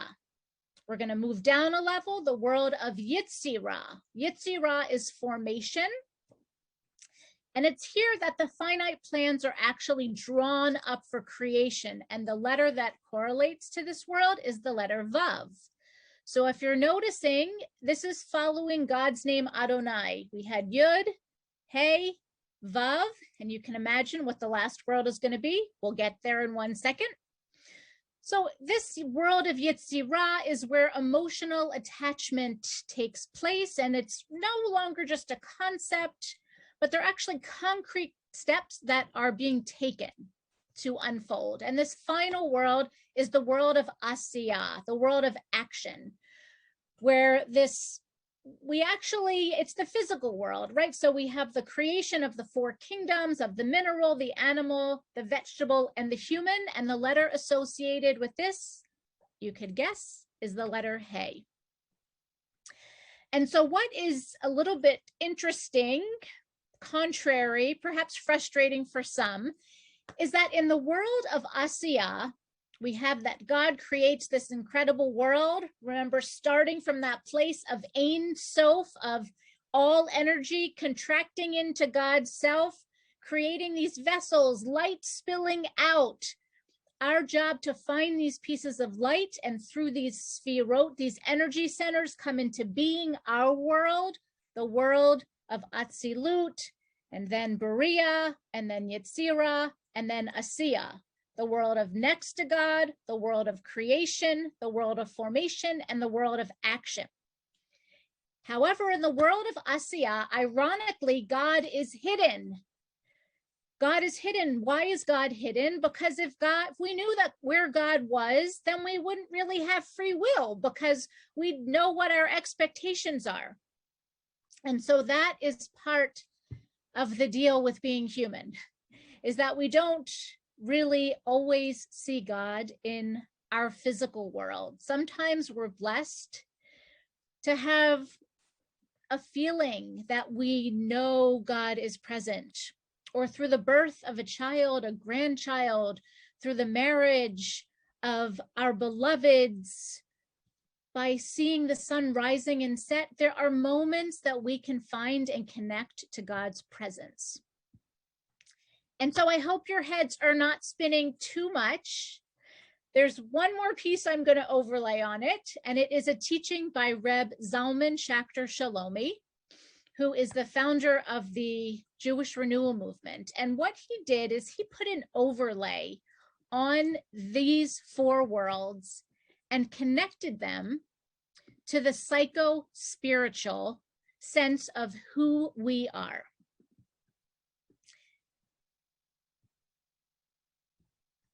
So briefly, you can see this four worlds approach. Are you seeing this document? Great. So I'm going to just go through, maybe if someone would volunteer, or if I could volunteer someone, Shelley, if you wouldn't mind reading Asiya, and then if a few other people could jump in, so you can hear another voice besides mine. So the world of Asiya. And again, whatever resonates for you resonates. Take in what you can. If it's too much, just let it wash over you. Asiya, Earth, the objective world where we live with our bodies in the physical world of action, including action for spiritual purpose. This is the world of sensible, concrete facts and their data. Here we are conscious of the physical realm and the laws of nature as we observe them. Here we are aware of being a creation of God. This is the world of duality, in which everything is seen as separate and subject to cause and effect. This is also the world of the life force, the senses, the breath, experiencing freedom and love of life, being the God wrestler. Guf, body, nefesh, soul aspect. Thank you. Is there someone who'd be willing to read Yetzirah? If you could just unmute yourselves. Sure, I will. This is Kathy. Thank you. Yetzirah, water, the subjective world of vital feelings, the world of affect, of nuance, of aura, of sensitivity, of visceral and proprioceptive feelings. These are seen as synchronistic in this world. Things are seen as synchronistic in this world. This is the world of interdependence and relationship issues. Here is where our emotional being is attuned, where negative feelings of resentment, frustration, and vindictiveness and paranoia can be replaced by an attitude of gratefulness, appreciation, and joy. Here we can learn empathy, humility, and awareness of our own mortality. Ruach, soul aspect. Thank you. Anyone to jump in for Berea? This is Judy. I'll be glad to do that. Thank you. Berea, air, the symbolic world of the intellect, of contemplation, of pure thought. Everything is part of a pattern in this world. Everything has a meaning. We understand ourselves as being the result of intended, loved, and continuous creation. Here we are commanded to exert ourselves to know and to reach the very edge of what is thinkable and understandable. This is the reality of poetry, wonder, intuition, and visualization. In this world, we can work with symbols and with dreams, neshama, soul aspect. Thank you. And then the last piece. I'll do it. Atzliut, fire, the holistic world of deep divine intuition and of benignness with God. Reality is merged. All is one. This is the world of essence, where we recognize ourselves as being a spark of God's fire. It is not we who pray, rather, God prays in us. With God's own eye, we can see ourselves, Chaya and Yechida, soul aspects. Thank you. And then I wanted to just offer this visual. You can see these 4 worlds, and if you use your imagination, you might see a human being. The head, right? Arms, shoulders, spine, pelvis, and legs. So this is really a way that we can fully embody these 4 worlds. And I want to conclude by really bringing us toward the present moment and to ask you what these 4 worlds look like in yourself, right? What does your physical world look like? What is your diet? What is your exercise? Do you dance? Do you garden? How do you move your body? What is your emotional state? Do you feel like you are crying a lot? Do you feel grateful? Are you frustrated? Where are you emotionally? Mentally, where are you? Do you have it together? Are you starting to feel like you are forgetful? Are you able to process information? Do you like learning new things? Do you like doing what feels comfortable? And spiritually, how do you connect to the spirit world?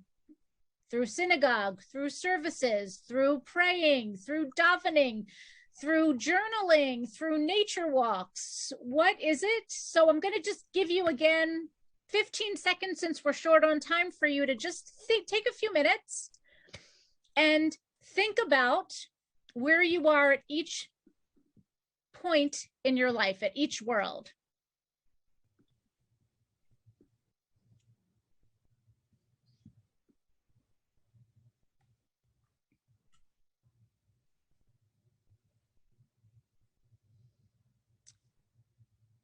And as we think about ourselves, I invite you to continue looking at how you can move forward, emerging from the pandemic, remembering what was, working toward what you hope will be, and looking at yourself in all 4 worlds. And I believe it is equally important to approach problems also from all 4 worlds.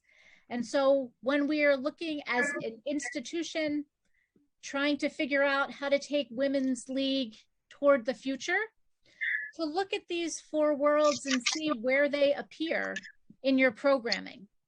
What kind of programming do you offer?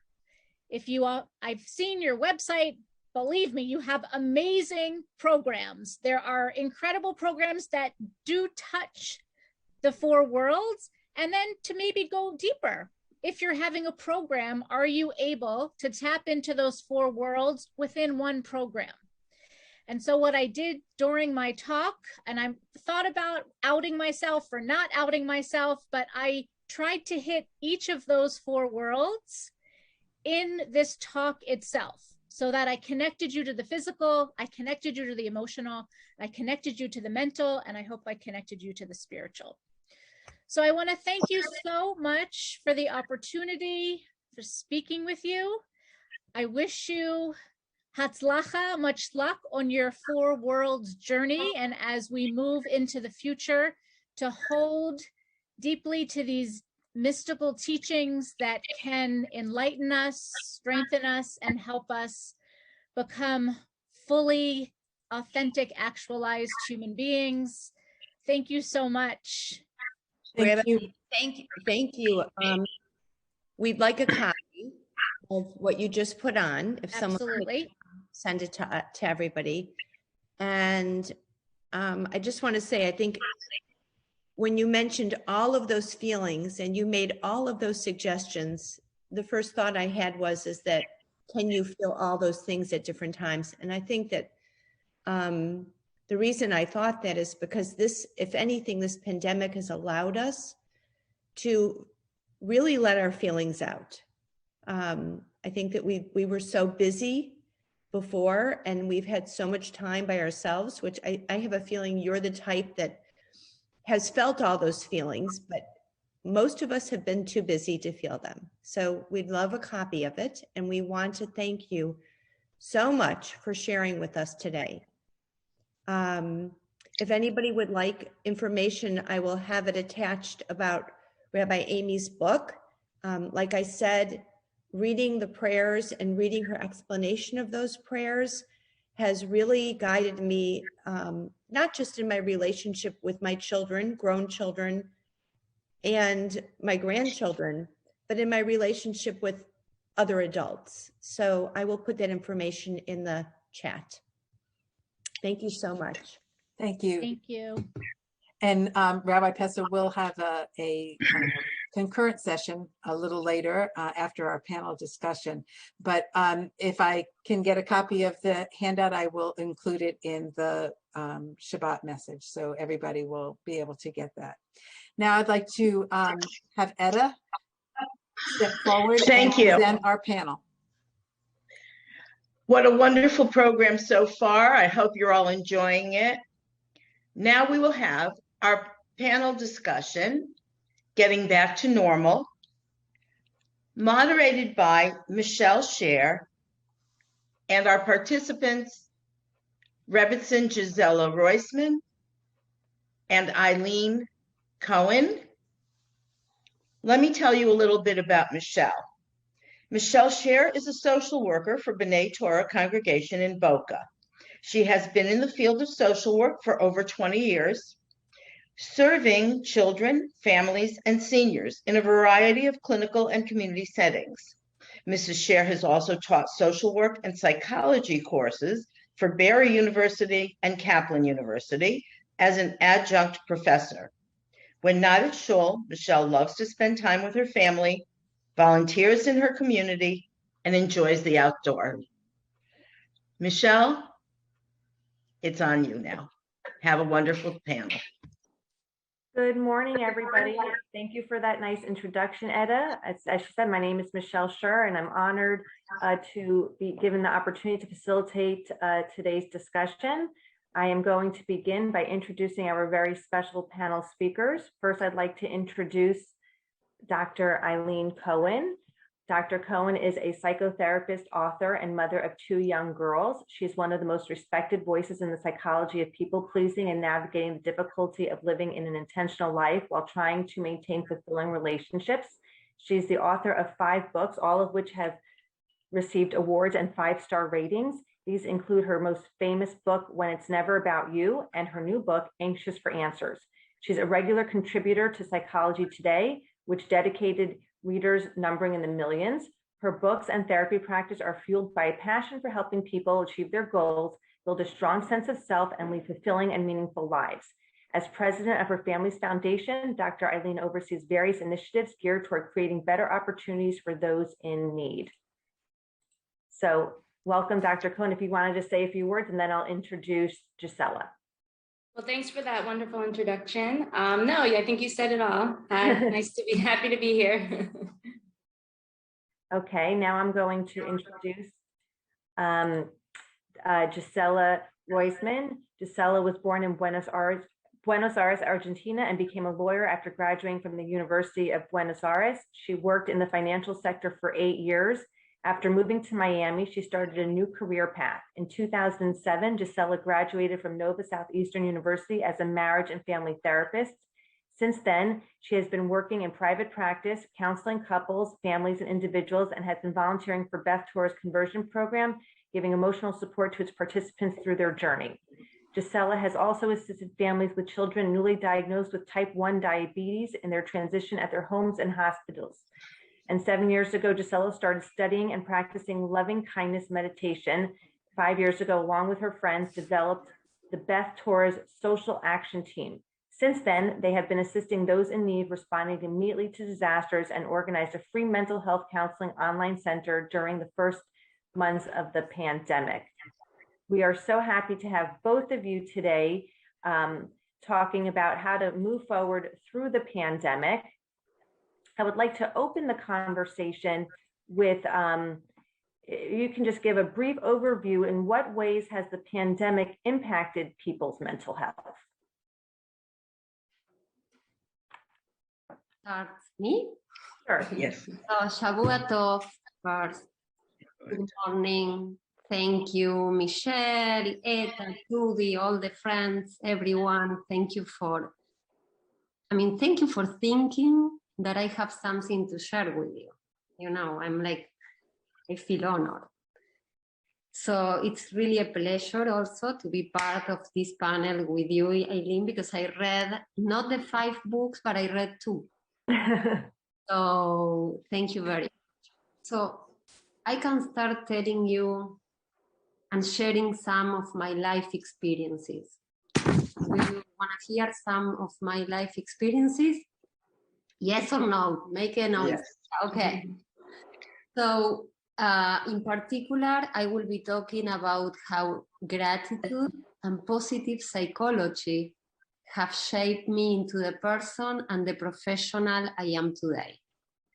And as you heard, I am a mother of 5 adult children that many of you saw growing up. I am a rabbi's wife. I am a mental health professional. But what I like the most and what I like to call myself is a practitioner of gratitude. Hope you are getting my accent. What I like to call myself is a practitioner of gratitude. And to be very honest with you, being grateful is at the core of who I am as a person each and every day. And especially whenever I find myself facing new challenges.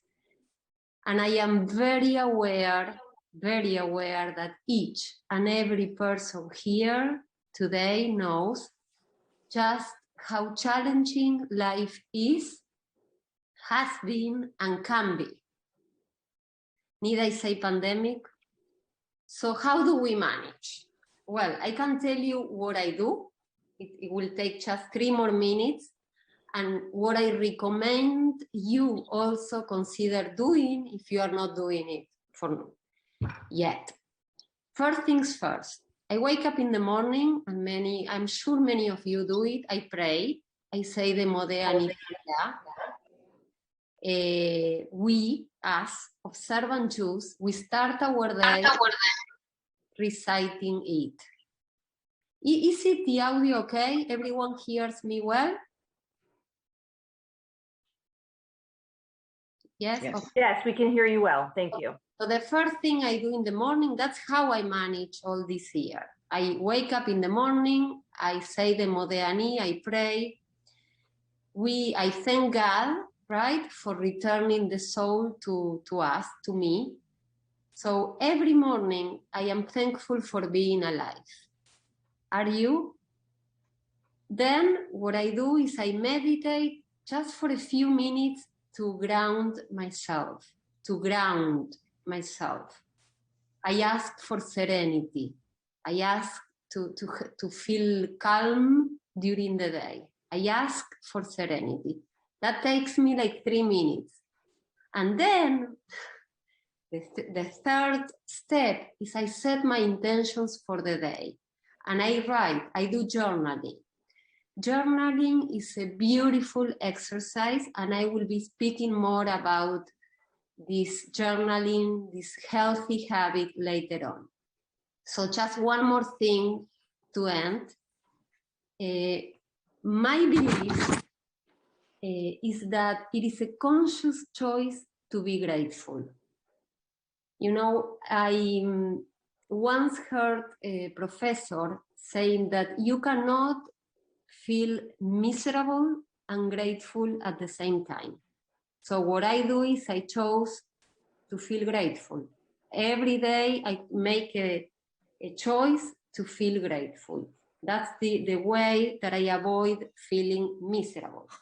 And this is what actually positive psychology is all about, because I know you read that I will be speaking about gratitude and about positive psychology. This is what positive psychology is about, and what I do and what I try to practice every day. So 3 steps, as a summary, 3 steps that I implement in the mornings. 1, praying. 2, meditating. And 3, journaling. That's how I start my days. It doesn't take more than 10 to 12 minutes. And hopefully I will be speaking about these techniques and maybe helping you being able to implement them too. So I guess I now can, Elaine, continue saying something about all this. What do you think, Elaine? Well, that sounds amazing. Thank you for that. And I think those were very useful tools when it comes to how we're all struggling now with our mental health around this pandemic. And what I've been seeing a lot lately in my own practice is people are overwhelmed, they're anxious, they're grieving, they might feel numb, withdrawn, isolated. And a lot of the things we used to be able to do to give ourselves some comfort or coping have been taken away from us. You know, if you went out to lunch with friends or hung out with family or whatever it is that you needed to do, we no longer have those as resources. But I think what we're finding, especially with our mental health, is that we're adapting in a way. And if we're not adapting so well, we're reaching out for help.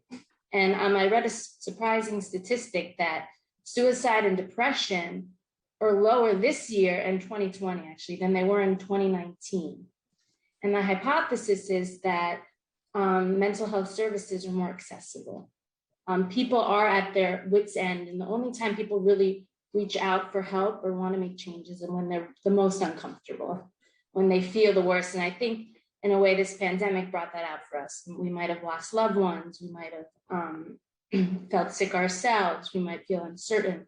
A lot of people don't do so well when in the unknown, which is so much, or when I guess there's so many different reports, when we feel like confused.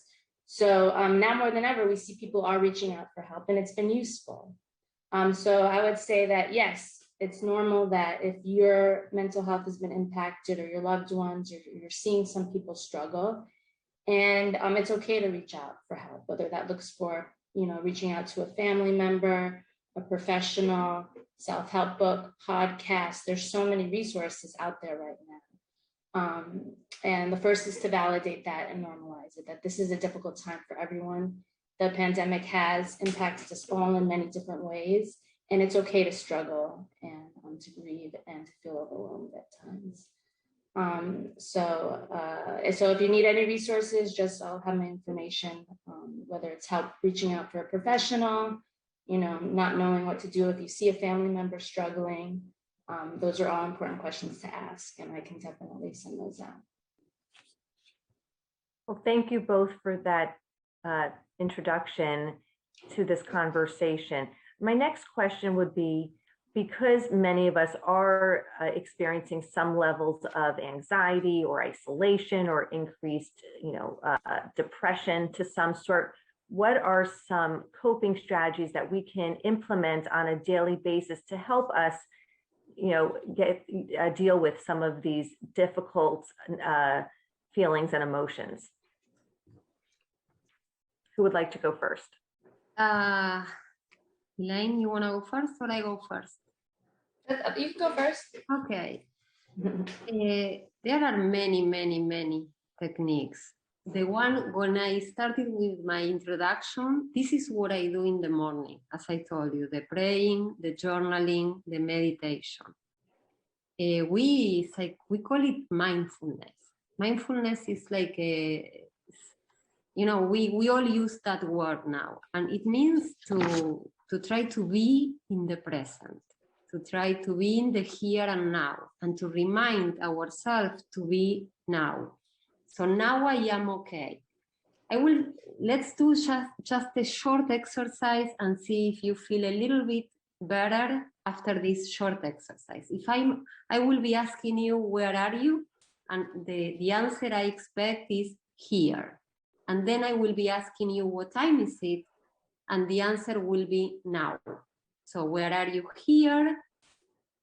What time is it now? Let's try 2 times and see if it helps. If it helps, that means that will tell us that grounding ourselves, like coming back whenever we feel anxious, trying to come back to the present. Yes, I am nervous, but I am at home. Yes, I am anxious, but I am at my desk in my kitchen. So let's try the exercise. So I will say, where are you? And you answer, if you can, by here. And then what time is it now? So where are you? Here. Again, where are you? Here. What time is it? Now. What time is it? Now. Where are you? Here. What time is it? Now.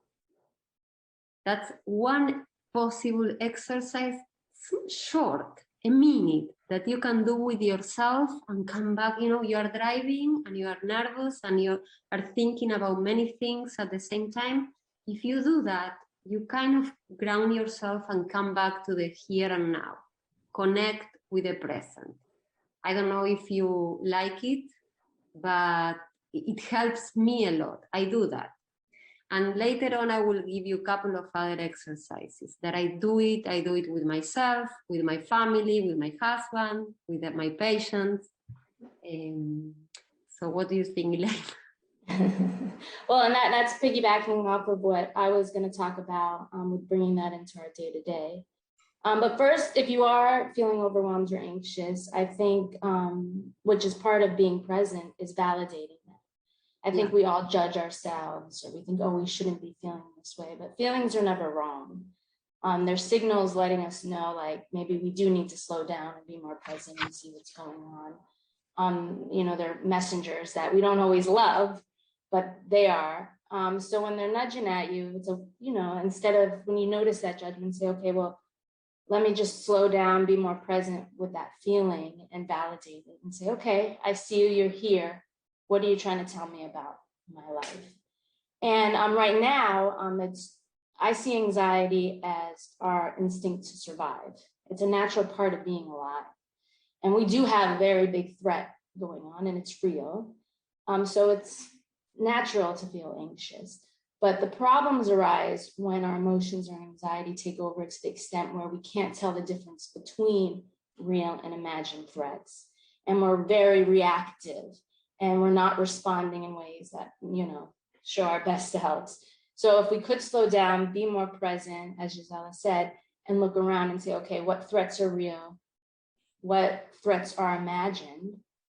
And let me have a plan for myself of how I'd like to move forward and manage through this, whether it is meditation practices. But the first is to validate that, find calm within ourselves, identify what's facts, what's not, and how you'd like to kind of move forward from there when you are overwhelmed and anxious. Yeah, I agree with Elaine, because I always say that feelings are visitors. And many of you heard me saying this before. They are visitors, they are not our roommates. They come and go. They come and go. So remember, whenever you're feeling crazy, know that they won't stay with you. They are a neighbor, maybe. You know, they come, say hello, and leave the house. They don't stay. They don't have to stay. They are not roommates. So if you want to write, this is roommate versus visitors.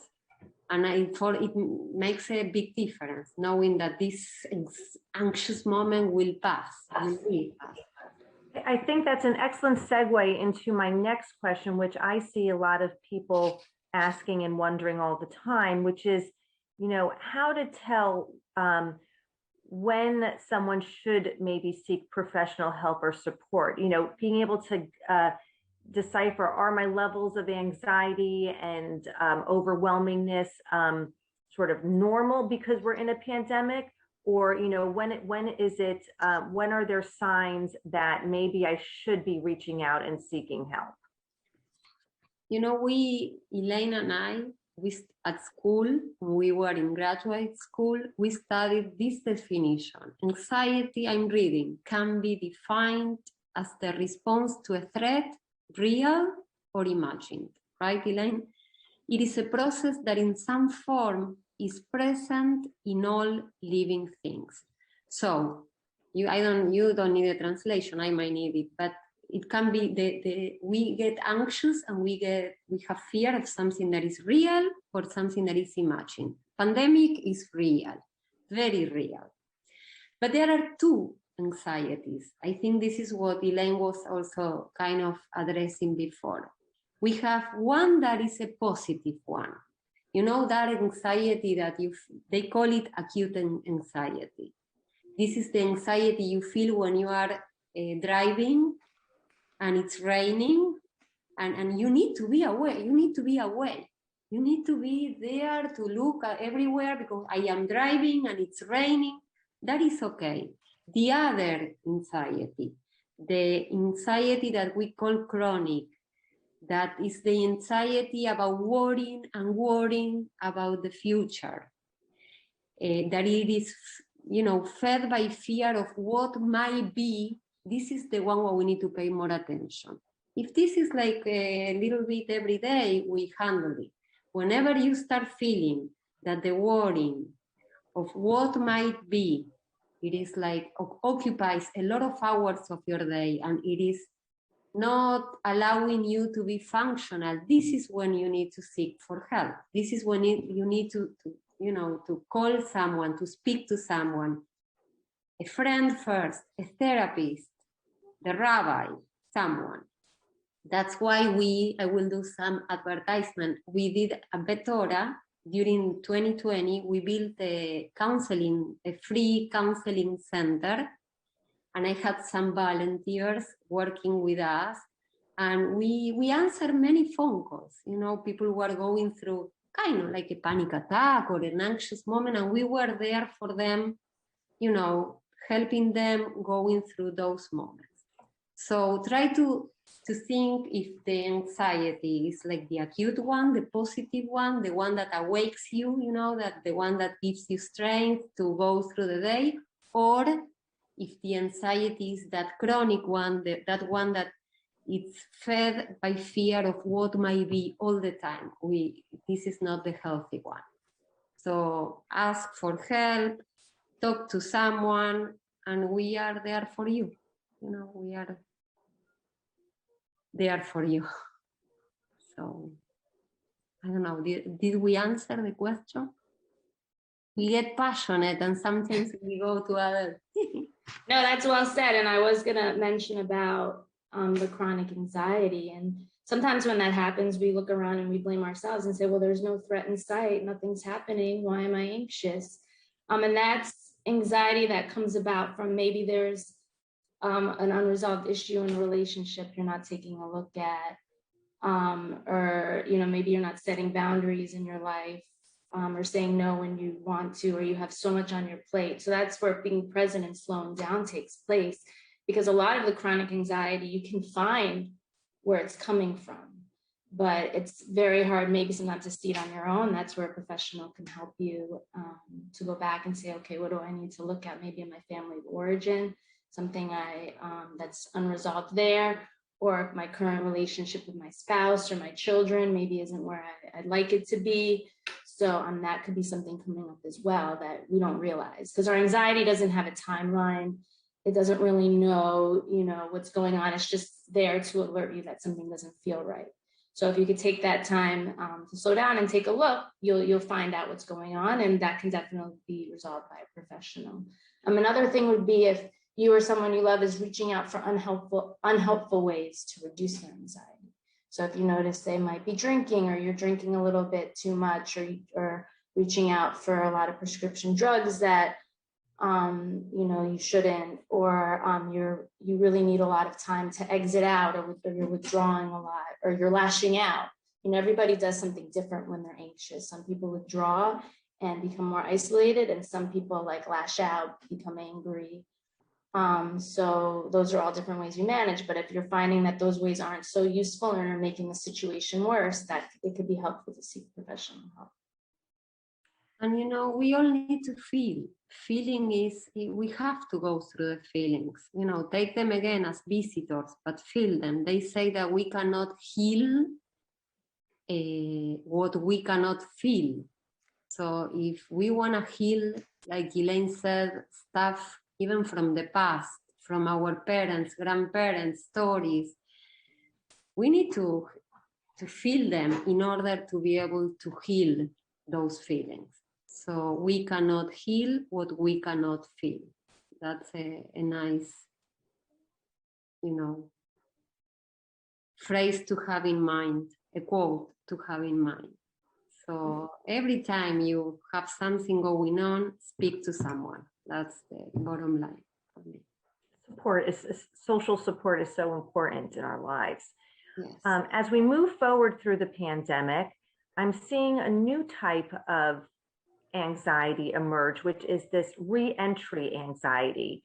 This, even though people are vaccinated, fully vaccinated, they're struggling with how to re-enter into the world, how to, there's a level of social anxiety and this new term called reentry anxiety, which I think is, not surprising because we sort of adjusted and adapted to this a new way of life for a year. And now we're being, making these decisions about, how to re-enter into our the day-to-day that we maybe, had before. So Eileen, what are some ways people can, navigate these struggles with re-entry? Well, I would say this is totally normal, typical. We've been told there's a threat. Let's go home, stay away from everyone. And that's how we've managed that anxiety. All of us have. And now we're saying, okay, well, it's safe to go out, but you're getting reports that are saying maybe it's not safe. There's not so many clear facts. So it's hard to know where we stand or what the best course of action is. So I would say, know that reentry anxiety is going to happen and have a plan for self. Look at the CDC, look at whatever the news is, but then you make your own plan saying, okay, did I get my vaccine? What do I think? What are my boundaries?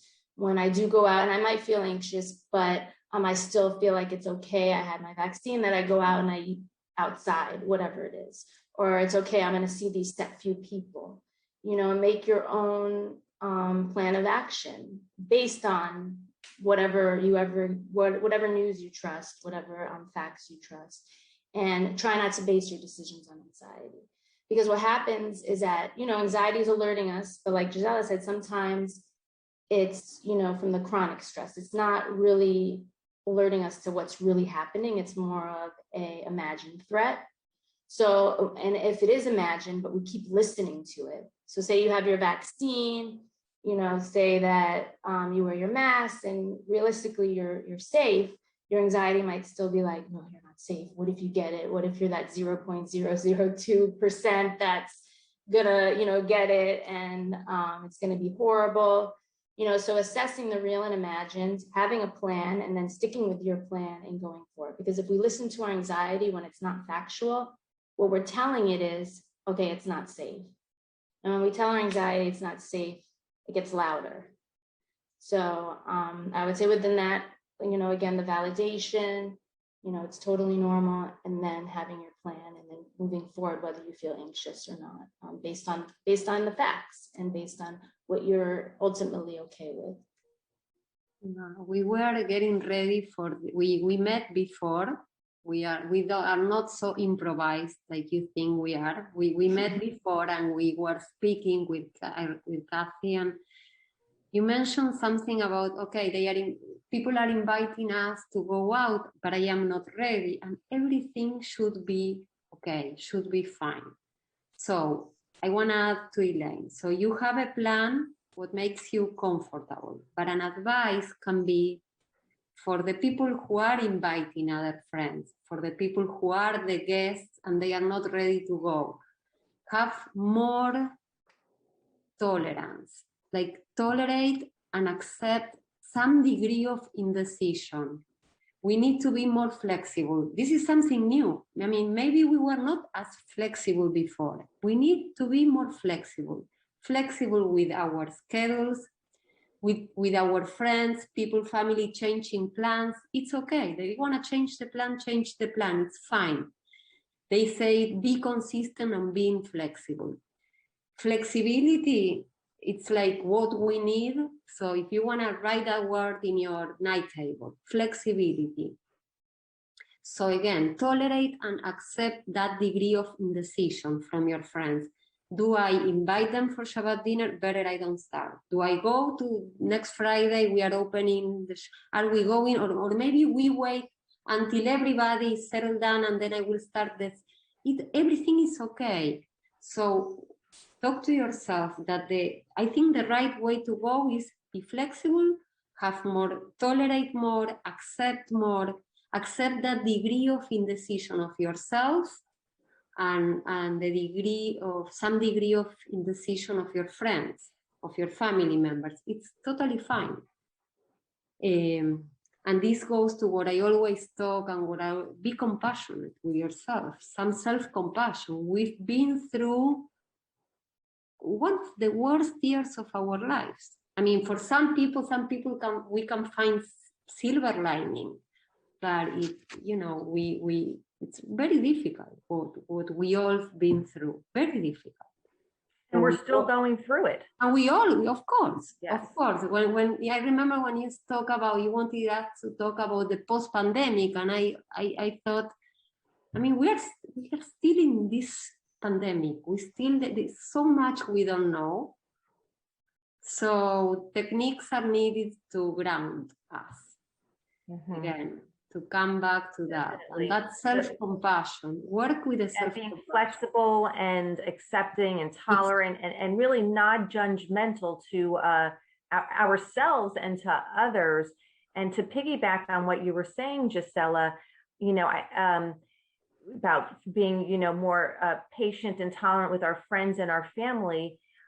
I think people can relate to the fact that, we may be living with family that have different levels of comfort than we do, different anxiety levels, different opinions or beliefs on what is safe and what isn't safe, what is comfortable to do and what isn't comfortable to do, which can lead to some very uniquely challenging and complicated conversations if you disagree with, say, your partner or your parent or your child about going out to dinner or, what activity is safe or isn't safe. So maybe the two of you can discuss, ways to sort of navigate those complicated conversations that don't really lead into fighting, but is sensitive and is tough. Yeah. Yes, and this is like the communication, right? Communication tips. Whenever let's say I invite someone, they want to come to my house, but then they say, no, I'm sorry, I don't feel comfortable. So like one big tip is I don't take anything personally. Do not take things personally. Do not make assumptions. They have their own plan. They have their own fears, their own things, their own, their own. Sorry? I thought someone asked a question. Okay. So I'm reading that Eta, I think I answered before just to you, Eta, that because I heard already 3 ladies that were hesitant to come back, to go to the Torah this Friday for our first Shabbat outside, outdoors, but we are all hesitant, of course. So you will have to see, to see how you feel that the same day. I know we can get only 100 people, but it's okay to be hesitant. And again, the acceptance, the self-compassion. I can also change my mind. You can also, if I feel, I can change okay. my mind. If I feel uncomfortable, I wouldn't go. Exactly, and that's okay. If you decide to go out to dinner with your, say your spouse, and but your spouse doesn't feel comfortable, and so how do you navigate those lines of communication so that each other can see each other's perspective? I guess I could take on this. So that would be a great life lesson for everything, because as we all know, we don't always agree with our spouse or the people in our lives. And we, like Gisela said, sometimes we take those things personally or we personalize them. So a practice that I like to do or help some of my clients is how they can remain curious and allow the other person to have their time to speak. Because if we do get defensive or try to jump in with our opinions, what happens? The other person holds more on to their opinion and defends themselves. So even though it's difficult, if during those times we can manage our own anxiety and calm ourselves, not try to manage our clients, our partners or our loved ones, hear them out, maybe get curious about it, ask a question. You might learn something you didn't know about why they're so nervous about going out. Maybe they have anxieties around sickness. Maybe they have worries you didn't know about. So if you can manage that, hear them out first, and then afterwards, allow yourself to bring in your voice too. That could be great. And then sometimes you might have different opinions. So I'm both making a decision from there, what you're gonna do. And just like you can have a plan of action for self, you can have one as a couple or as a family. And I think the less, as Gisela said, the less personal we take things, the less judgmental we can be, the more open, the more people will be heard, and maybe they might soften up a bit and see your side as well. And that helps for better communication. Yeah.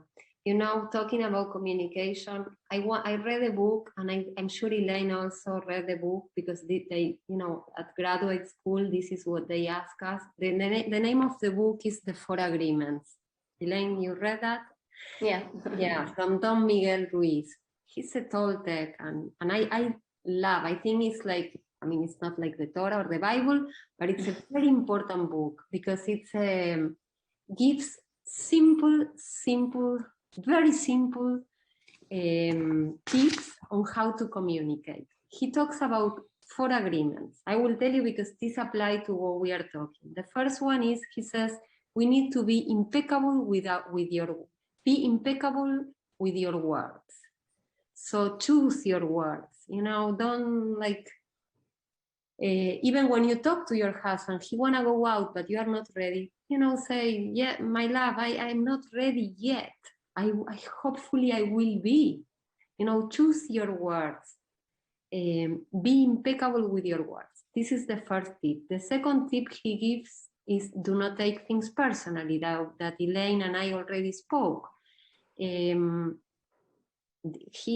mean, you are not afraid of going out, and it's not against him. It's just something you are feeling, and you have to respect that.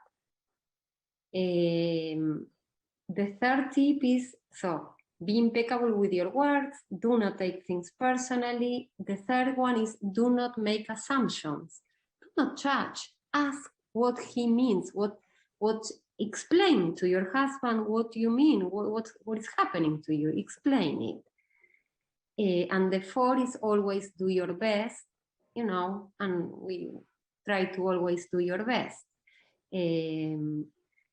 For that, what I always say is, try to accept your being a human being, and we are not perfect, cannot be perfect. We have our doubts, we have our fears, our anxieties, and it's not only the pandemic, it's all our lives. We don't arrive to today.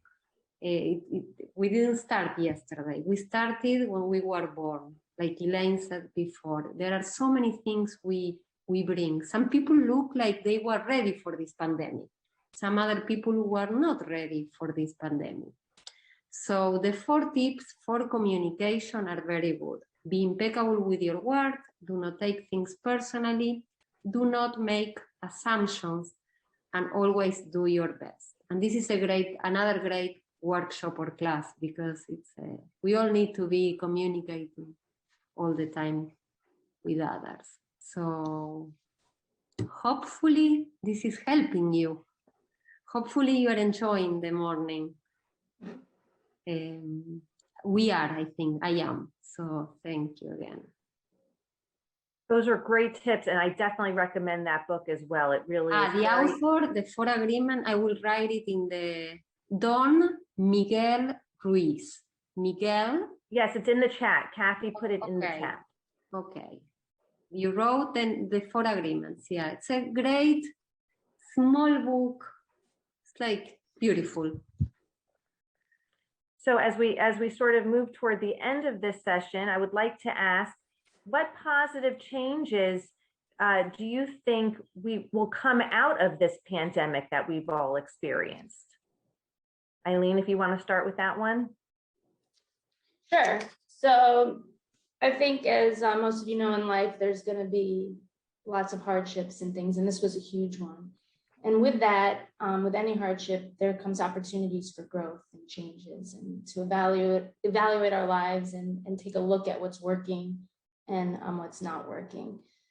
So I think this pandemic helped us slow down a little bit and maybe see that we might have been on treadmills, working all the time, moving, and okay, maybe that didn't work. Maybe we noticed some things we were missing that we took for granted before, that we might want to get back to and start enjoying a little bit more. So I think those are some positive changes, as well as what Giselle always talks about is with gratitude. And because, as you know, we can all forget about how much blessings we have or everything we do have. For example, I didn't realize the importance of school for my children, the after school stuff, the play dates, you know. It was great to slow down a little bit, but then when you start running out of things to do at home, I was like, wow, school is so important, just to, you know, get their minds moving, to keep them happy, to keep them educated. So I'm super grateful for school and any kind of activities, and I hope that I don't over time take that for granted.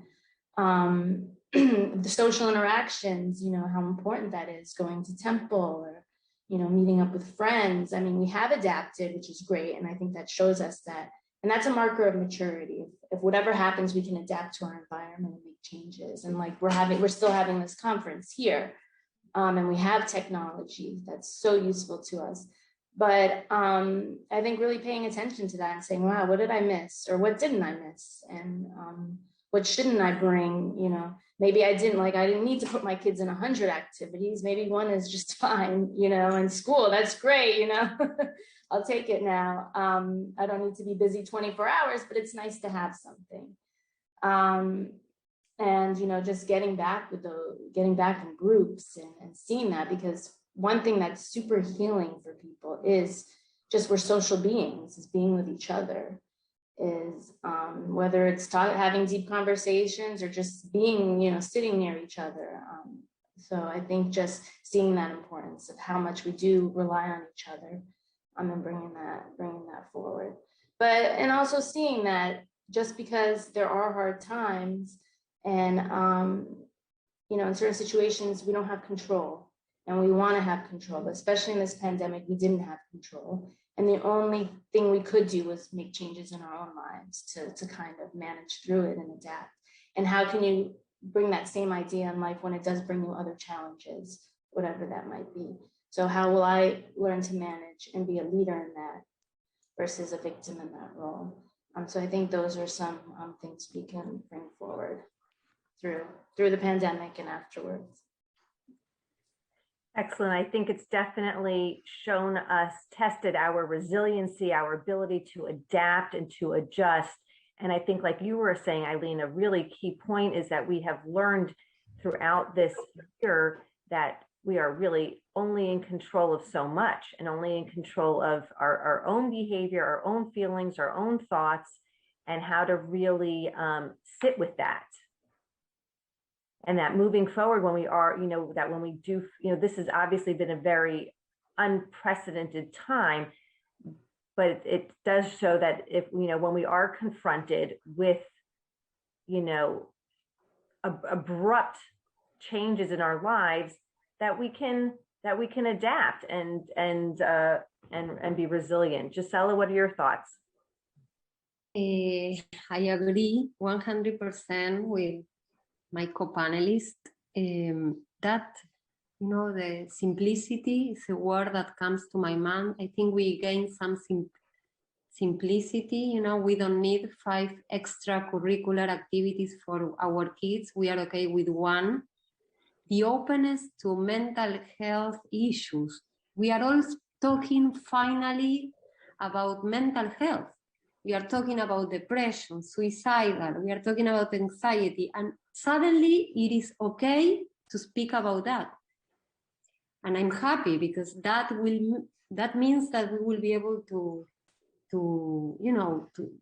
learn more, to implement tools, to get coping skill, all of you, all of us. Suddenly it's okay. I feel a little bit depressed. I feel a little bit anxious. And before, nobody spoke about that, especially in America. I come from a country, Argentina, where everyone has a therapist. Having a therapist is like going to a gym, really. Everyone has a psychologist. And it's cool to have a therapist, not in America. And the last thing is something that I read from, that I think Elaine kind of said it, and you might like that. I read it from another book. She's one of my teachers. I am her student. She's my teacher. She doesn't know she's my teacher. She doesn't know me.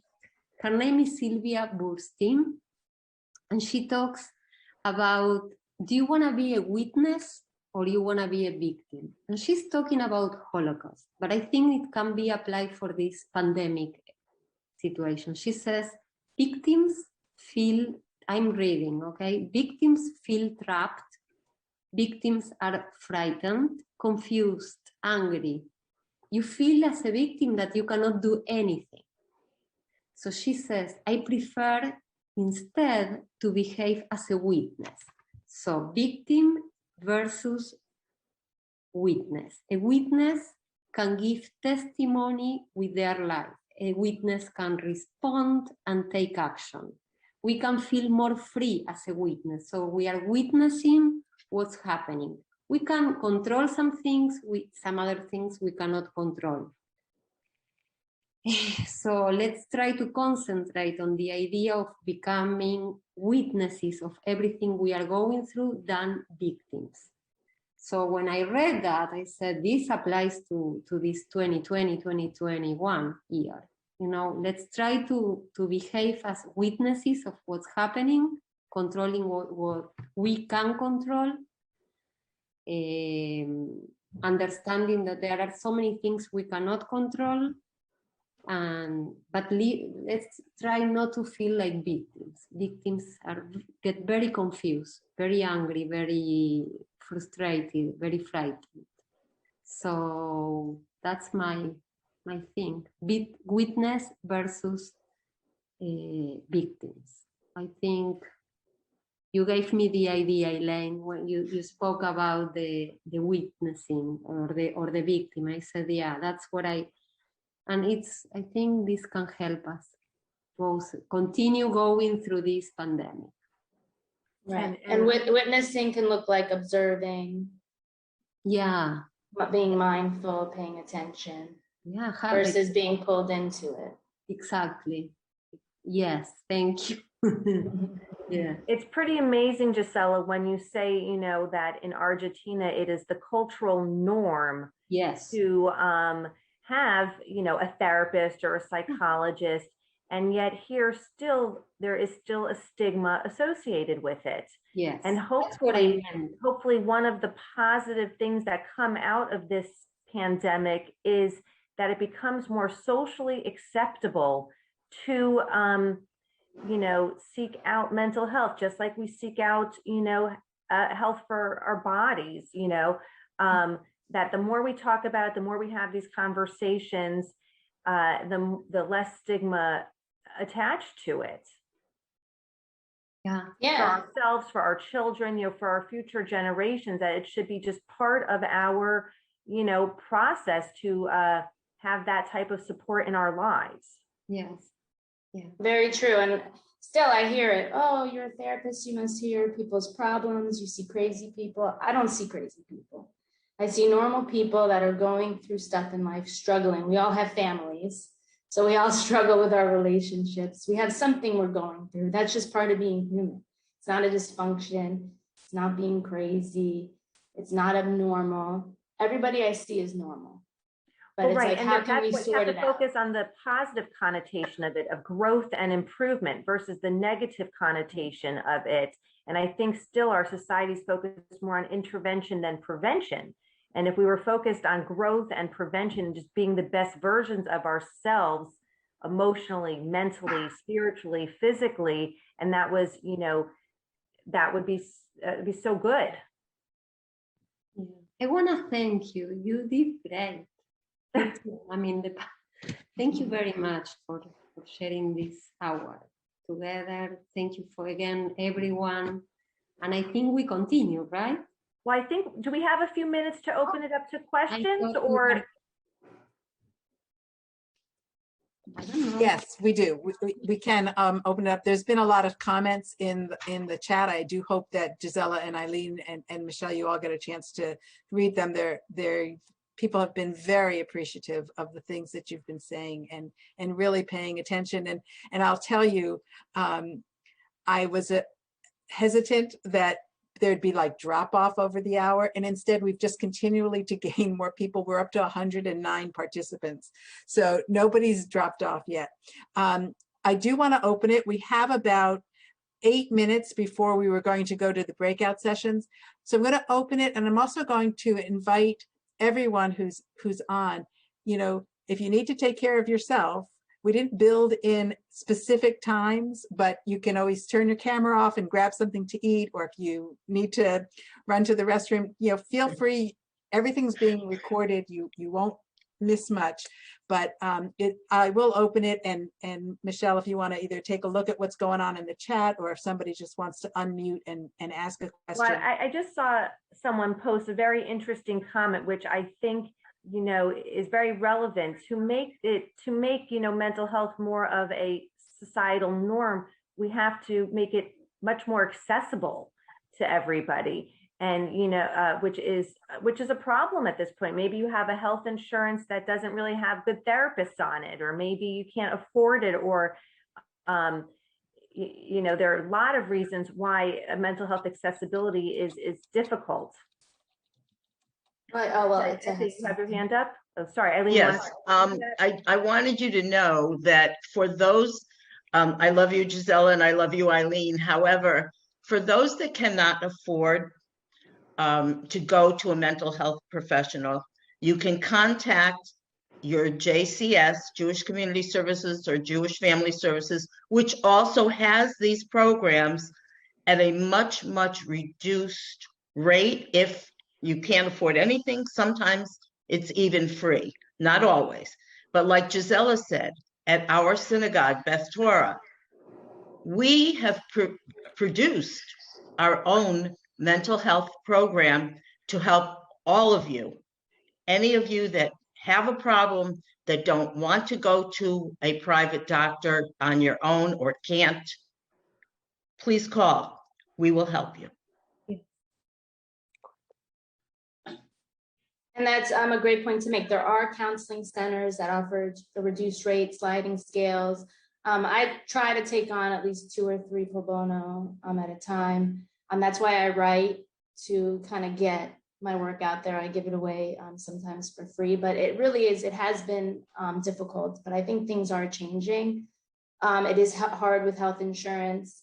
I used to see people, veterans, and it was really hard for them to seek therapy and it took them months to get, you know, their insurance working to seek therapy. So I used to work for a clinic, and they would go there where it was students seeing them, but at least it was something, because a lot of the times it's important to seek help right away, especially if you have been in a traumatic event or you're feeling really anxious at a time. It's better to try to get help immediately, but I know sometimes these services take time. A really good resource too is Psychology Today.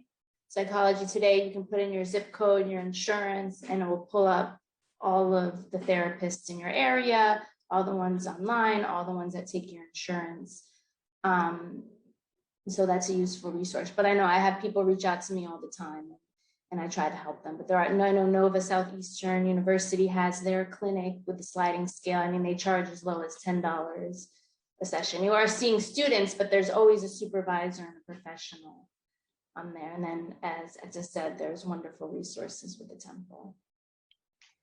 I know also some people still feel that stigma or a little bit embarrassed or shy, or they are introverted, and they can always, as Eta told us, they can always call us, call me, call, you know, I am, my name is under the treatment, the counseling center. So, and we will for sure take care of you in some way. We will do anything possible. We will find people who can volunteer and help you if the money is a problem.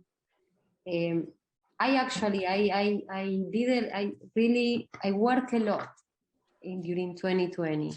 That was also my salvation. That was also my, what helped me. I work with my own patients or clients, however you wanna call it, or consultants. And I work with these new people that came that needed help, and it helped me go through the pandemic too. So call us, again, not advertising Betora, but call us because we are trying to provide services. We said 2020, but unfortunately, I know that we are still in the pandemic. So we will continue offering the services and trying to help and be there for you. And we meet through Zoom. We can meet through FaceTime. We don't do in person. I don't do that. I don't do in person, in person. But we are there for you, really, really. You can, if you call, you'll have someone in the next hour or in the next 2 hours, someone will call you back, for sure. That's a promise and a commitment, and we've been doing it. So far, we answered all the phone calls, and I think people got through the pandemic. So. Thank you. Sure. That's a great resource. Yeah, and there's also, sorry, go ahead. There's also lots of apps. Continue. Like Talkspace, 7 Cups, and there's other apps where it's like peers that are free. Some you have to sign up, but they have a lot of that available as well. And anyone at Dr. Eileen, email me if you want one of my books or something like that. I'm more than happy to send you a free copy or electronic version. Yes, Eileen, if you want to put your information in the chat, if anyone wants to reach out to both of you, a good way to contact you. I also want to say that, yes, our synagogues are an excellent resource, whether you want a support group or a person to help find you a therapist, or your child a therapist, or other community resources financially, or our synagogues are an excellent resource to help anyone in the community. So I just want to say that. Thank you, Gisela and Eileen, for this very important, meaningful conversation today. Thank you for the platform. Thank you, Women's League, for really making this the theme and the topic, because it really is so important and helps really, like I said, reduce the stigma and bring these difficult but important conversations to a head that we all need to have. Thank you, Michelle, for moderating this panel, and Gisela and Eileen for your participation. We are going to break into concurrent sessions. You already signed up for them in advance. And so you will get, if you chose, you'll get more of Gisela, or you'll get more of Eileen. If you haven't met Gisela's husband, some of you will have the opportunity to meet Rabbi Roisman. Rabbi Pessa will be back, and Michelle will be joining Panina and Summer. And we also have Narissa Ballard, who is an artist. Etta, I turn it over to you to get our session started. Kathy? Yeah? Everyone's asking, Jonathan's going to be taking care of it. There's not another Zoom, so not another Zoom number, so don't worry about it. I'm getting correct. You will be. That's what I was going to say. Yeah. Will everybody who has signed up, as Kathy had said, we have Jonathan Tratner, who is going to put you into the room that you had requested. I ask the facilitators to please push the button record so that they will be individually recorded, and make sure that everyone hits the word join in order to join your own breakout session. Enjoy. Thank you. See you later.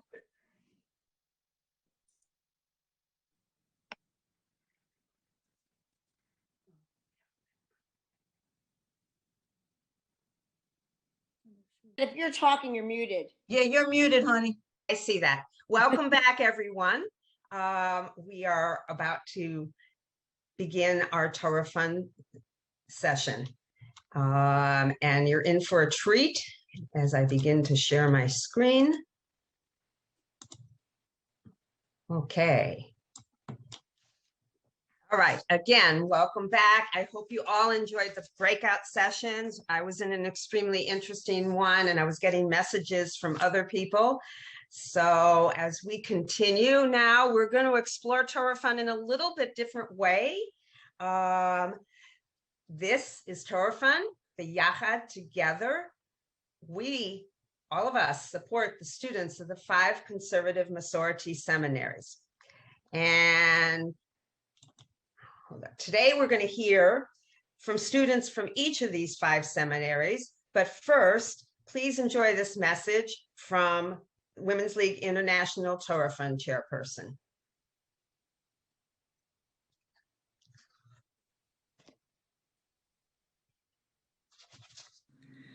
I'm so happy to be with you at your region conference.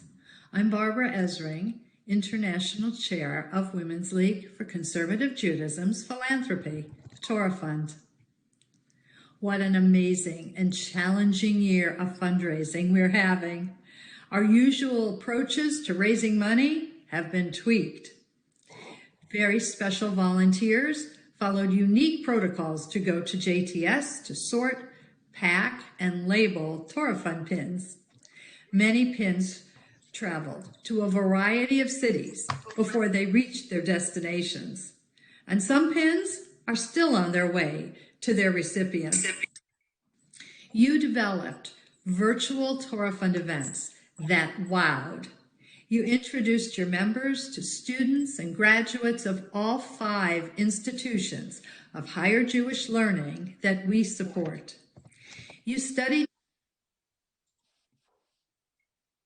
Torah, learned about foods and customs in the cities of our seminaries, heard beautiful music, visited museum exhibits, mixed drinks, and honored special people in your communities. Everyone had fun. But most important, Sisterhood Torah Fund chairs and vice presidents maintained relationships with our Torah Fund donors. Thank you so much. And thank you to your Region Torah Fund Vice President. You trained, organized, emailed, phoned, attended meetings, supported your sisterhoods, and created region-wide virtual events. It is always the right time to donate to Torah Fund.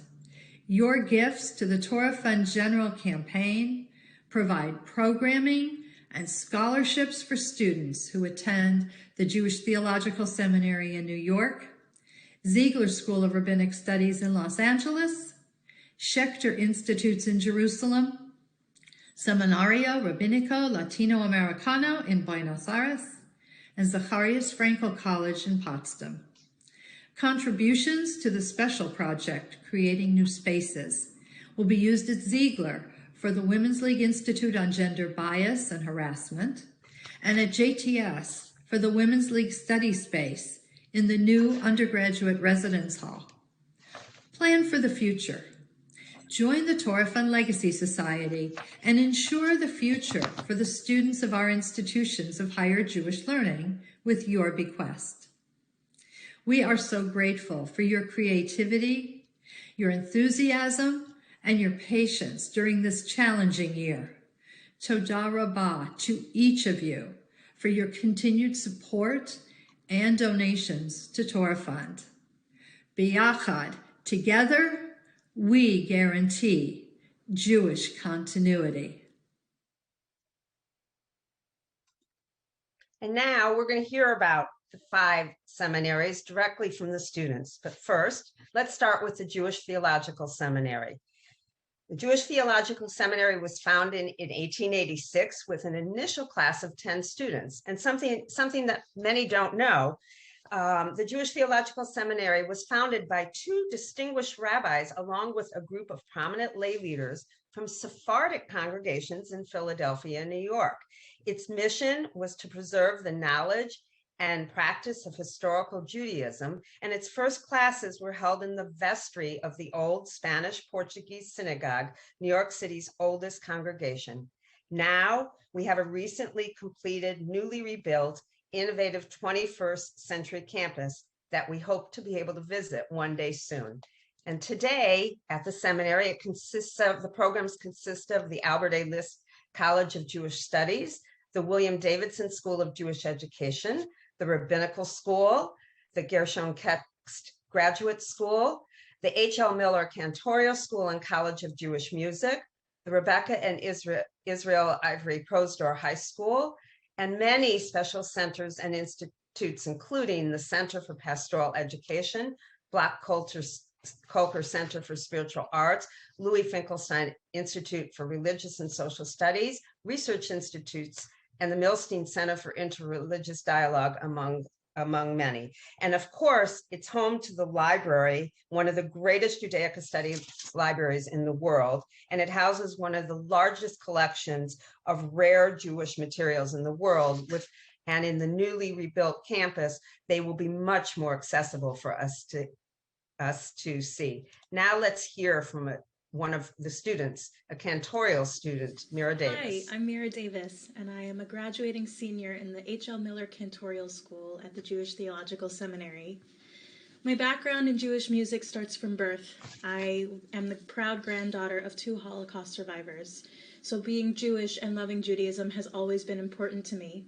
I was also raised in a very musical household. My mother is a trained music therapist, and she's been doing preschool music for the past 25 years. Everyone else in my family is a singer, and so this is really in my DNA.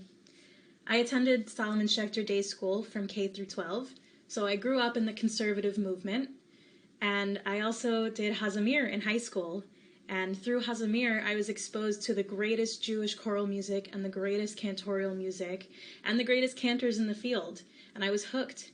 I also had a cantor who took an interest in me as a kid and mentored me, Cantor Joel Kaplan of Congregation Agudath Israel in West Caldwell, New Jersey.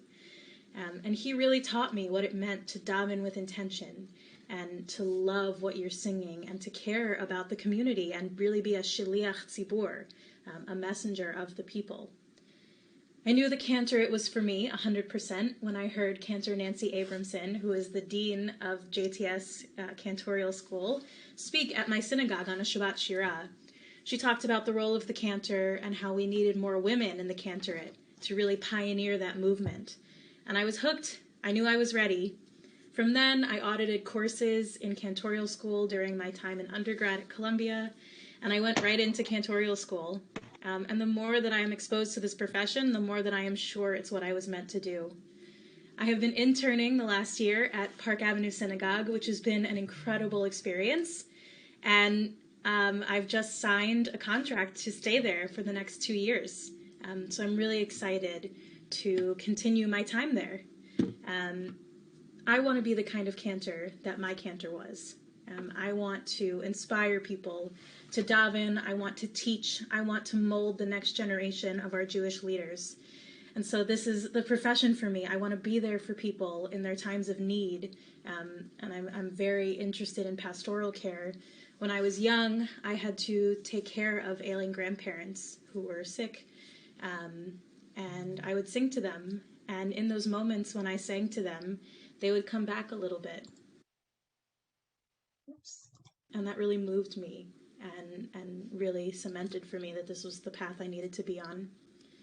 I have so enjoyed being at JTS. I've loved being in the cantorial school with my peers. I have an amazing group of peers. And I just feel so fortunate that I'm able to continue on this path. Thank you. And now to Israel, the Schechter Institutes.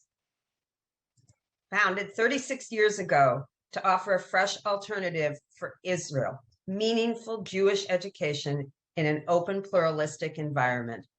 Today, the Schechter Institutes is home to the Schechter Institutes of Jewish Studies, which is the graduate program, the Schechter Rabbinical Seminary, which is training the next generation of Jewish leaders who will inspire and influence Israeli society, as well as raise a committed Jewish voice for religious pluralism and tolerance. Its graduates lead communities through Israel and Europe in the spirit of enlightened, intellectually engaged Judaism. There have been 281 rabbinical students to date. They've held 30 ordination ceremonies, trained 101 rabbis, 31 of whom are women and 70 men. There's also the Tali Education Fund, a Hebrew acronym for Enhanced Jewish Studies, which opened its first school in 1976 to provide Jewish content and a Jewish studies curriculum to Israeli children in secular public schools, where Jewish tradition was barely taught. Today, it's Israel's largest pluralistic in-school Jewish studies program, providing educational programs and resources to 65,000 children in highly diverse communities throughout Israel. Midrashet Schechter offers continuing and adult education programs in Hebrew, Russian, English, and French to Israelis and immigrants in a Beit Midrash framework. Midrashet Yerushalayim in Ukraine was established in 1992 and sponsors Zionist education in Ukraine. And the Neve Schechter Center for Contemporary Jewish Culture and Arts since 2012 draws people from all backgrounds to create and enjoy contemporary Israeli culture in dialogue with Jewish tradition. It's located in Tel Aviv's historic Neve Tzedek neighborhood and has drawn thousands to world-class concerts, art exhibitions, literature events, and learning opportunities. And now let's hear from one of those rabbinical students. Shalom, and thank you very much for inviting me to your event. Before I go on and introduce myself, I want to share a challenge with you. While I talk, I'm going to mention different geographical locations around the globe and in Israel. 3 of these locations are made out of 2 words, and I hope that you'll notice all 3 of them. And I promise that in about 2-3 minutes, I'm going to get back to them, especially one which is very dear to me and very important to the message that I want to share with you. So, my name is Doron Rubin, and I'm a first-year rabbinical student at the Schechter Rabbinical Seminary in Jerusalem. I was born and raised in Haifa, in the north of Israel, and in many ways, for many years, I was an average secular Israeli. Around the age of Bar Mitzvah, I joined Noam, the Masorti youth movement in Israel, and in many ways that has shaped me both personally and professionally. For many years, I worked with different Masorti youth and student organizations. I worked with Hillel and the Jewish Agency. I had the privilege of living and working in the United Kingdom as well as the United States. And today, of course, I'm based here in Israel, married to Yudit, and together we have 5 kids, Shachar, Shaya, Ma'ayan, Ro'i, and more. I decided to go to become a rabbi in many ways as a next natural step in my professional career as well as a personal challenge. Going to and studying to be a rabbi is an emotional, intellectual, a philosophical challenge, as well as challenge my leadership skills to have an impact, both the Jewish world and especially in particular here in Israel. One of the things that I've learned through the years is that Jewish education is wasted on the young. And when I say that, I don't want to undermine the importance of Jewish education. As you just heard, I've been working with young people from children to young adults on many, many levels. But one of the things that I've understood is that only when we're mature enough, we really can appreciate and embrace the complexity of our Judaism. And that has a significant impact on looking at how our Judaism is going to develop towards the future. One of the things that as mature people we can do is we can make our own decisions. It's not about a community, it's not about our parents, it's about our personal decision of if we want to be Jewish and how we want to be Jewish. And that has a huge impact on how our Judaism is going to develop and how our community is going to develop. Because the second thing is, while our Judaism is more individualistic, we all need roles in the community, especially in Israel, where so many Jews take their Judaism for granted and don't see them having a role in the future of the Jewish people. One of the other things that I've realized from this understanding is that our Judaism, our Masorti Judaism, needs to be a combination of a fun experience to celebrate our Judaism, as well as being an environment that is challenging. And that brings me back to the challenge that I shared with you. Do you remember the 3 locations that are made out of 2 words? One was United States, one was United Kingdom, and the third one was Haifa. Yeah, the town where I was born and raised in. Haifa in Hebrew is made out of 2 words. Chai, po. Chai means to live or alive. Po means here. And when I say to live here, the Chai po, it's not just about a geographical location, but it's being rooted in the day and age that we live in.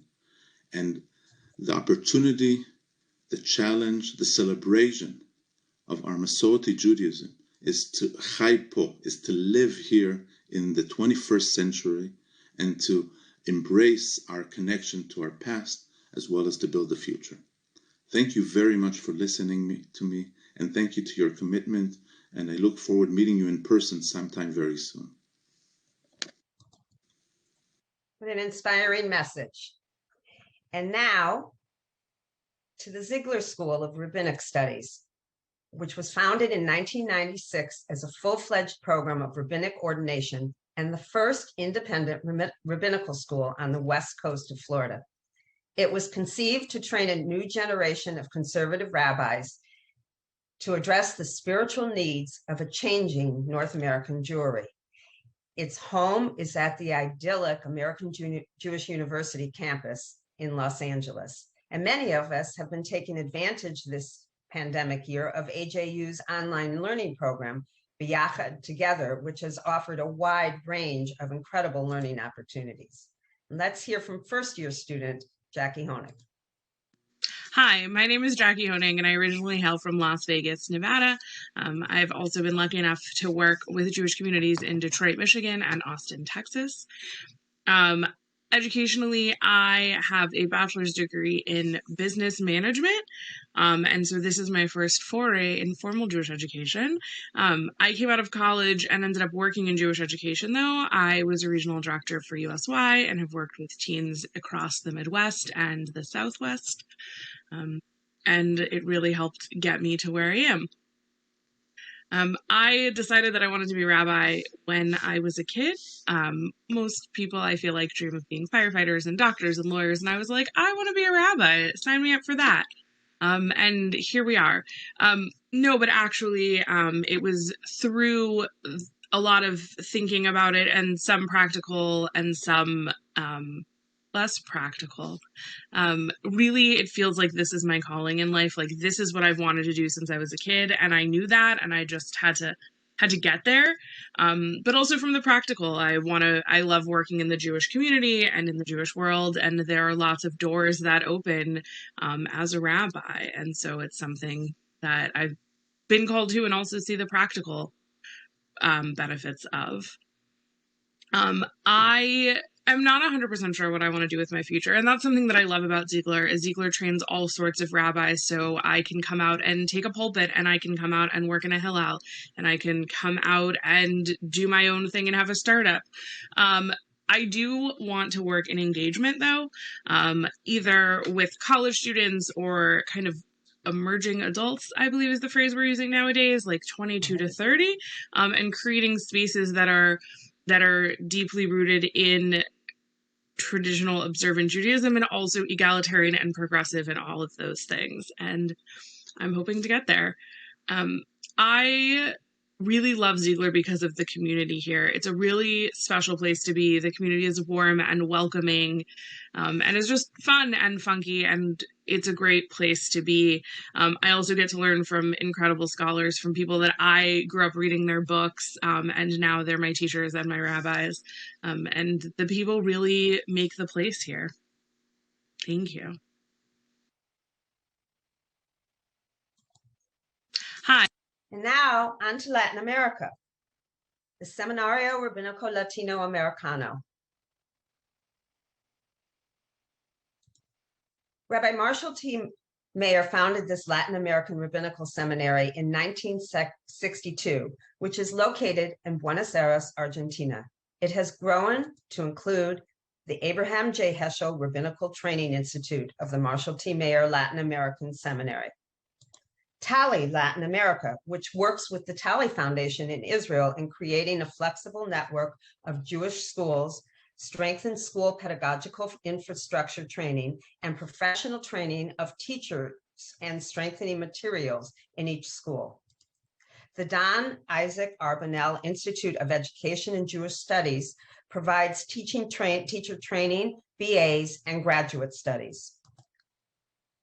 Postgraduate study program, and the AFEC New Leaders Training Program, which focuses on training volunteer community leaders in specialized areas that promote growth in Quijilot communities around Latin America. And then a number of youth training programs. The Young Morim, which trains young people to become educators in Jewish studies, Musicali, which trains song leaders, and Opan by Rikudei Am, which transmits Judaism through dance.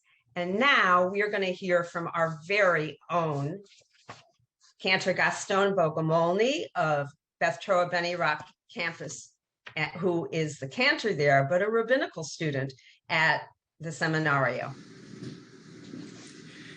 Hello, everyone. How are you? My name is Gaston Bogomolny. I'm the Chazan. I'm the cantor. I serve as a cantor at Beth Dora Beni Rock campus in North Miami Beach, Florida, in the United States. And so I came to this country almost 20 years ago. I left Argentina, where I'm from originally, around 24, 25 years ago. I was very young. I was 18. I went to the Dominican Republic to work as the Colbo, as the solely clergy of the community in the north, Sosua, the Jewish colony of Sosua. I worked there a year and a half. Then I worked in Santo Domingo as probably kind of the solely clergy for sure, of the whole country for another year and a half. Then I moved to Barcelona, and I worked there as the youth director and also as a Chazan, and also I did a lot of things as freelance. And I ended up in Omaha, Nebraska. And when I came to the United States, 6.5 years, then I moved to Boston, Massachusetts, Needham to be precise, for 7 years, and I have been here in South Florida for almost, finishing my 6th year. So I have background. I studied at the University of Nebraska, voice performance and voice pedagogy, and then I have a master's from Sheffield University in the UK on music, world music, music of the world, ethnomusicology. Right now I'm doing another master in clinical psychology and health. And yes, I am studying for my rabbinate, my rabbinical studies at the seminary. For many, many years, I have wanted to study to be a rabbi, and I knew that I wanted to be a rabbi after my 40s. And I was discouraged many, many different times. I applied to the Aleph program. I turned into the AJR. I saw the numbers. I was working full-time. I have a full-time family. It was very difficult to really to say, okay, I'm going to go there and then leave everything I have. I just couldn't. So when I moved to Florida, something happened that I was in a conversation with someone I was mentoring for Chazanut. And I'm a member of the Cantor's Assembly. I've been a member since I came to the United States. And that person mentioned to me that they were taking a new program in the seminario to take kind of like students from abroad who could be what today is so normal, which is Zoom, right? That was Skype in those times, actually. Zoom was very, very new, and then we moved it to Zoom. So we did say, okay, I'm going to go there. I interview with the rabbis, and they gave me all, the admissions interviews and everything. And I decided that I wanted to pursue it. I really wanted to see how it feels.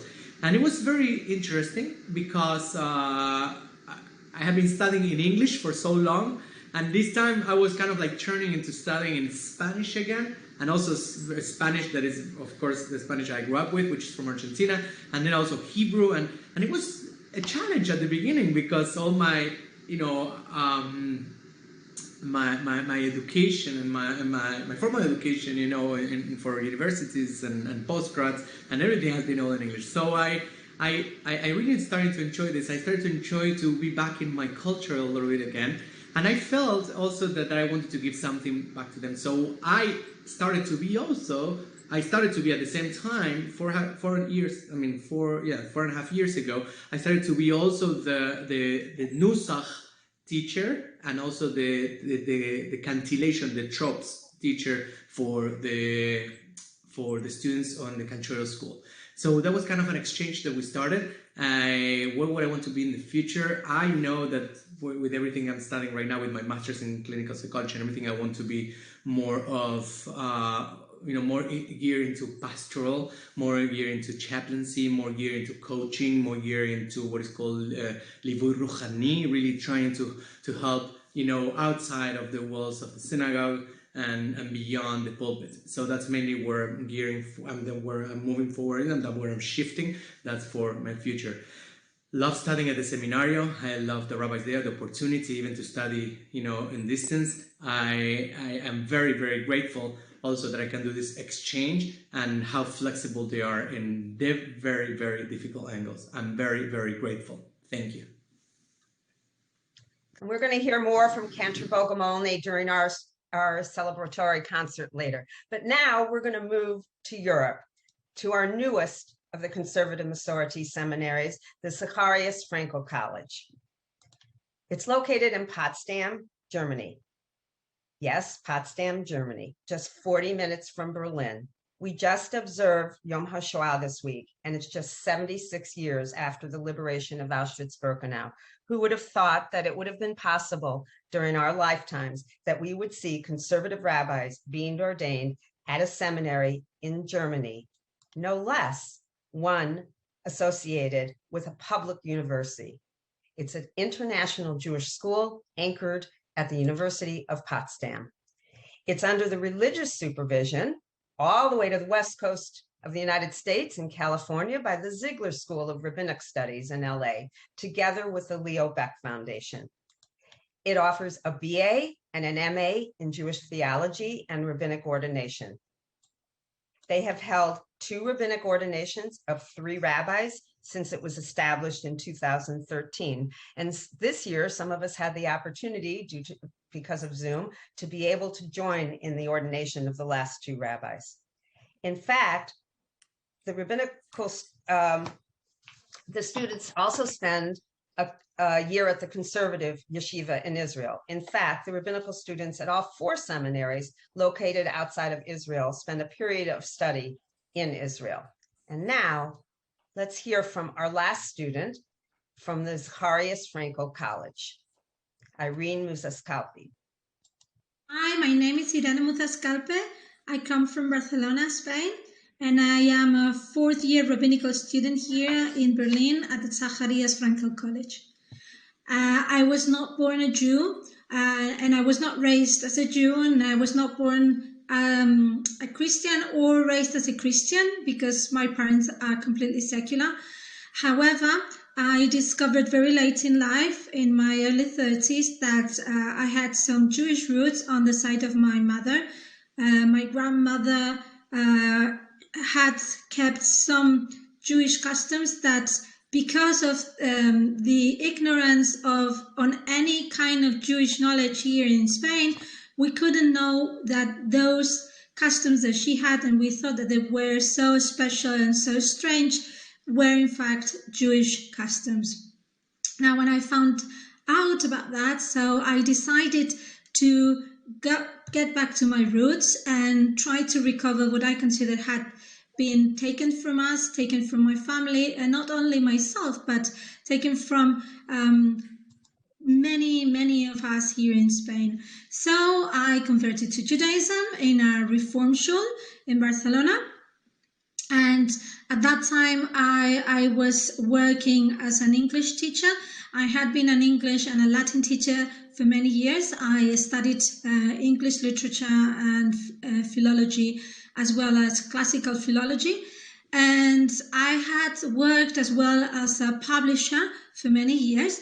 Parallel to that, I become more and more involved with my community, and I started leading services, giving speeches and Devar Torah, and I also had like a sort of Parashat HaShavua club that we met before Kabbalat Shabbat every Friday, etc., etc. And it got to a point in my life that I decided that I needed to do something more.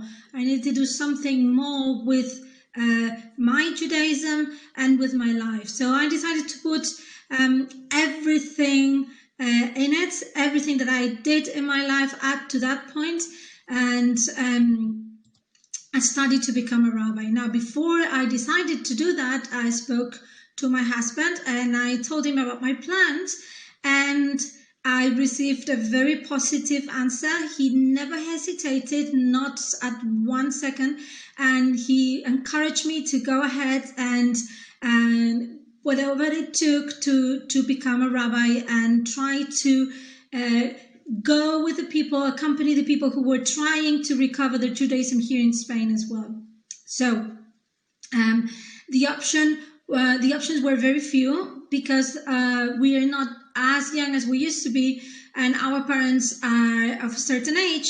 We decided that we had to stay in Europe if I wanted to become a rabbi and not be far away from my family. So the options were either London or Berlin.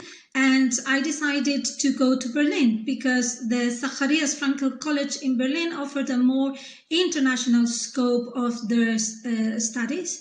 And that's what I was pursuing. That's what I wanted to do, because I think that to become a rabbi in Europe, you need to have an international scope. So we came to Berlin, we came to Germany after a lot of drama on the side of my family, because going back to Germany was not really what they had in mind. They were very scared about the situation in Germany because, you know, Germany has, well, what can I tell you? But I decided that coming to Berlin was a very good decision because it was part of the Tikkun Olam. This land had a very, very deep scar, deep wounds that we have to try to mend. And coming here to Berlin and not being invisible as a Jew and study here to become a rabbi, that was part of mending the world that had been scattered and broken decades ago. Therefore, here I am at Zacharias Frankel College, and my 4th year, theoretically is my 5th year, but here in Berlin, the first year you devoted it to learning German, which, believe me, took and is taking more than 5 years to learn. Is one of the most difficult languages I've ever learned.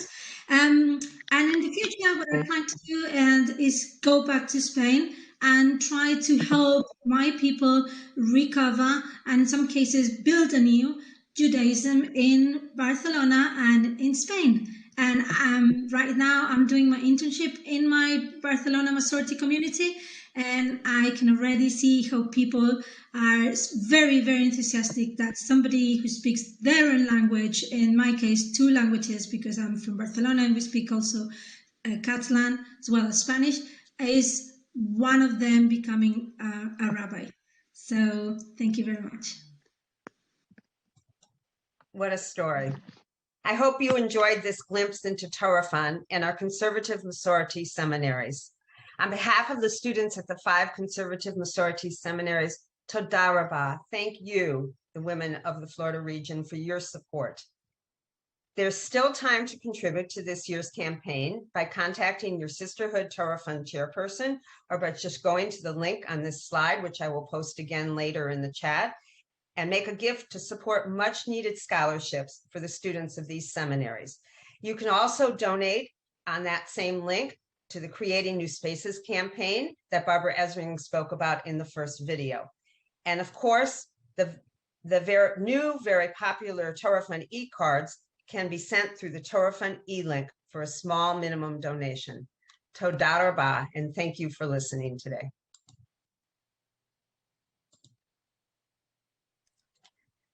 Thank you, Jeanette. That was a very special treat. I can see from the people's comments in the chat and from watching people's faces that it was very moving to hear directly from students. It is a wonderful way to connect. Now we've reached the time in our program when we're going to install our new officers. So Jill, Tomar, it's yours. Thank you. Give me 1 second to share my screen.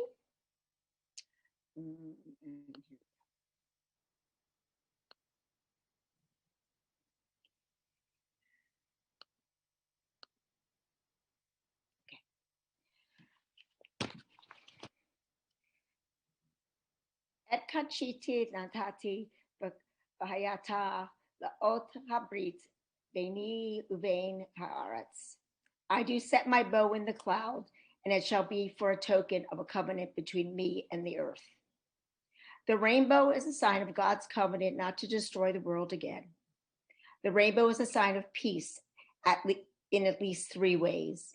According to Rambam, it represents the invert bow, the weapon turned away so it does not threaten.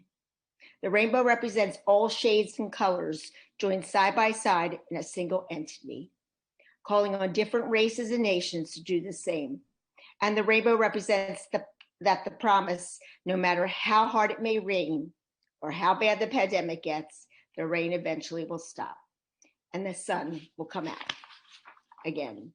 Therefore, the sages teach us to recite a blessing whenever we see a rainbow. Baruch atah Adonai Eloheinu melech haolam, Zocher habrit v'ne'eman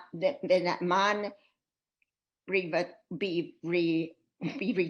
v'kayet yam b'maro. Blessed are you, Lord our God, King of the universe, who remembers the covenant, is faithful to it, and keeps his promises. The rainbow has taken on many meanings. Since the 1970s, the rainbow flag has been a symbol of LGBTQ pride and social movement. The Irish leprechaun's secret hiding place for the pot of gold is said to be at the end of the rainbow. We have lived through a very difficult 13 months. The COVID-19 pandemic has made life hard, and we have missed many experiences with our loved ones, but we see an end in sight, maybe over the rainbow. Many of us have received our vaccinations and can start to visit loved ones who also have been vaccinated. We must continue to follow the guidelines of our medical professionals and the CDC, but we hope their new normal will begin by the end of the year. This installation marks the beginning of a new year, bright with hope, and so I've chosen the rainbow, the symbol of hope, as a theme for this event. As every teeny drop of dew on every blade of grass carries within it the hidden glories of the rainbow's colors, which burst into beauty when touched by the sun's rays, so does every member of the fabulous Florida region harbor within herself the qualities of cooperation and leadership, waiting to be touched into the radiance by service. These new officers that you have chosen for your leaders are now given the opportunity for this service, and the radiance that shines upon them shall touch every member with its magic. The Florida Region Women's League for Conservative Judaism will continue to be a living, growing force because of their leadership and because of the cooperation of all its members. I would first like to thank my nomination committee, which has worked together so well these past 3 years. I will miss our Zoom meetings. I think we talked more about what was going on in our own lives than nominating our ladies. Just kidding. Actually, no, it was true. Thank you, Amy Himes, Jody Glass, and Corinne Lipnick. It is time to recognize the outgoing board from the 2018 to 2021 and their fine work during these past 3 years. Our general board, our area directors, Eileen Barberi from Congregation Beth Shalom, Alicia Rudin from Congregation B'nai Israel in Gainesville, Eileen Krutnick from Beth Torah Beni Rock Campus in North Miami Beach, Adrian Plotkin from Beth Torah Beni Rock Campus, North Miami Beach, and Area 5 Area Director, Joan Lefkowitz from Temple Sinai in Hollywood. Our Torah Fine Area Directors from Area 1, Leah Zatz from Temple Beth Shalom in Sarasota, Area 2 Director, Etta Fialco from Jacksonville Jewish Center, Area 3 Director, Sheila Trossman from Congregation B'nai Torah, Boca Raton, Area 4 Director, Hannah Siegelman, Temple Emmanuel in Palm Beach, Area 5, Arlene Keel, Beth Torah Beni Rock Campus, North at Miami Beach.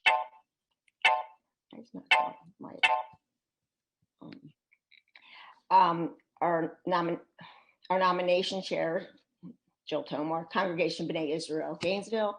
Our ritual chair, Ann Schimberg, individual member. Our mitzvah chair, Shelley Gross from Congregation B'nai Torah in Boca Raton. Our public advocacy chair, Sylvia Lubleiner from Jacksonville Jewish Center. Our Israel Matzorti chair, Jeannie Green Blair from Congregation Ohef Shalom in Maitland. Our Wheels One Day Fun Day chair, Terry Jonas from Beth Torah Beni Rock Campus, North Miami Beach. Our social media website chair, Jody Glass from Temple Beth Torah, Sharet Sedek in Tamarack. Individual member chair, Carol Benowitz, individual member. Consulting services chair, Jody Oren, Congregation B'nai Israel, Gainesville. And our conference chairs, who have done a wonderful job till now and will continue, Etta Epstein and Judy Berger from Beth Torah Beni Rock Campus in North Miami Beach. Our executive board are our president, Kathy Swerdlow from Temple Israel, Winter Springs. Our Torah Fund vice president, Jeanette Brownstein from Congregation Ohef Shalom Maitland and Temple Beth Torah Sharet Zedek in Tamarack. Our programming education vice president, Barbara Shepard from Congregation Beth Shalom Clearwater. Our membership sisterhood support vice president, Susie Stone from Congregation Ohef Shalom Maitland. Our communication vice president, Mona Haas from Congregation B'nai Aviv in Weston. Our administrative secretary, Beryl Goldberg from Temple Torah Temetz in Boynton Beach. Our treasurer, Nancy Goldberg from Koli Shah, Congregation Sharei Kodesh. And our parliamentarian, Sherry Peterson from Congregation Kolami in Tampa.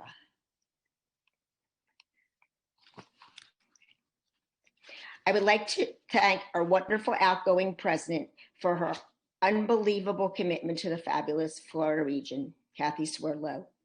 You were an amazing Torah Fund vice president under me, and I knew you would continue in that way as president. You have outshined us all. Kathy, you're not rid of me yet because I'm staying on the general board. Even though I've moved to Chicago, I always will be part of B'nai Israel Sisterhood in Gainesville and the fabulous Florida region. As the sun set at the close of the day in all its splendor and the sun's rays reached out above the horizon before carrying its brightness into a new day, so each of you has fulfilled your duties and obligations. You are now ready to assist with the vision, guidance, and understanding of Women's League ideals and objectives at the beginning of a new day. Under your leadership, you've demonstrated the many achievements that we can be accomplished by active participation and cooperation, but most of all by the faith in the Florida region Women's League for Conservative Judaism. May the warmth and brightness of the rays you have left serve to inspire those who will now be entrusted with the serious responsibility of serving Florida region. Thank you for all your work. You are officially uninstalled. It is now time to install our 2021-2024 General Board. Our area directors will be part of the membership sisterhood team helping our membership sisterhood vice president in all the communication with our individual sisterhoods. Florida region is geographically divided into 5 areas. Area 1 Director, Ronnie Eagle from Congregation Beth Shalom Clearwater. Area 2 Director, Jill Tomar from Congregation B'nai Israel in Gainesville. Area 3 now is open. So as I said before, please contact me. We're looking for anybody who'd like to work with these wonderful ladies. Area 4 Director, Karen Weiner of Temple Beth Shalom in Palm Beach Gardens. And Area 5, Adrian Plotkin of Congregation Beth Torah Benny Rock in North Miami Beach. Next we have the Torah Fund area directors, who are part of the team that works with our Torah Fund vice president. Florida region continues to have very successful Torah campaigns every year, and I'm sure that it will continue with the help of these ladies. Okay. Joan Broad from Area 1, Joan Broad, Temple Beth Shalom, Sarasota. Area 2, Torah Fund Director Susie Stone from Congregation Ohev Shalom, Maitland. Area 3, Torah Fund Director Sheila Trussman from Congregation B'nai Torah in Boca Raton.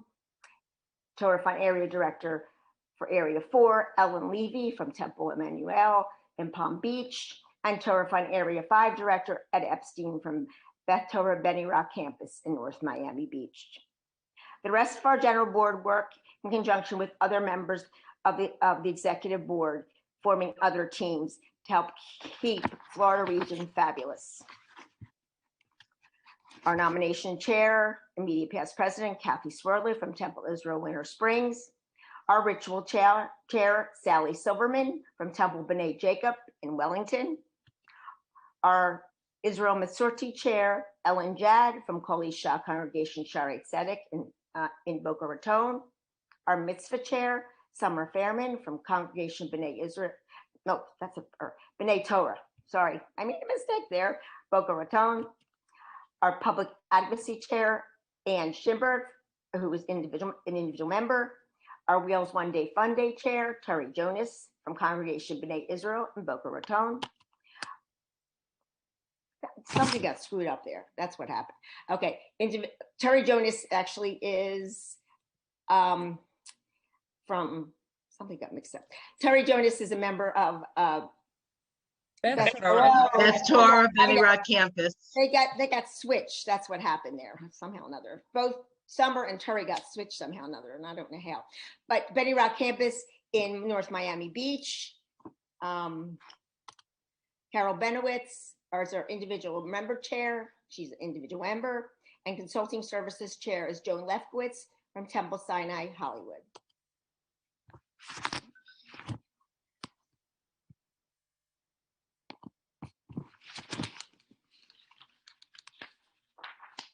Ladies, do you accept the responsibility put forth to you according to the Florida region of Women's League Conservative Judaism bylaws? Ann Schimberg, if you can unmute and accept the entire board. I accept the entire board. Thank you. Thank you. You are officially installed as the Florida Region Women's League for Conservative Judaism General Board. Now it's my pleasure to install the fabulous Florida Region Executive Committee. Eileen Barberi. Give me 1 second. Eileen Barberi. We're supposed to be sharing screen. Okay, there we go. Eileen, as parliamentarian, your color of the rainbow is gold. The color gold is associated with illumination, love, compassion, courage, passion, magic, and wisdom. You will be the executive board member charged with helping the region's meet the gold standard of staying on task and running smoothly, following protocol and updating sisterhood bylaws. We know your dedication to our region and your sister will help you fulfill these duties. Do you accept these responsibilities? Yes, I do. Can you put on your hat, please? Yes, I will. I am blinged out now. Nobody can see the bling. Yes, you can. Okay, Beryl Goldberg.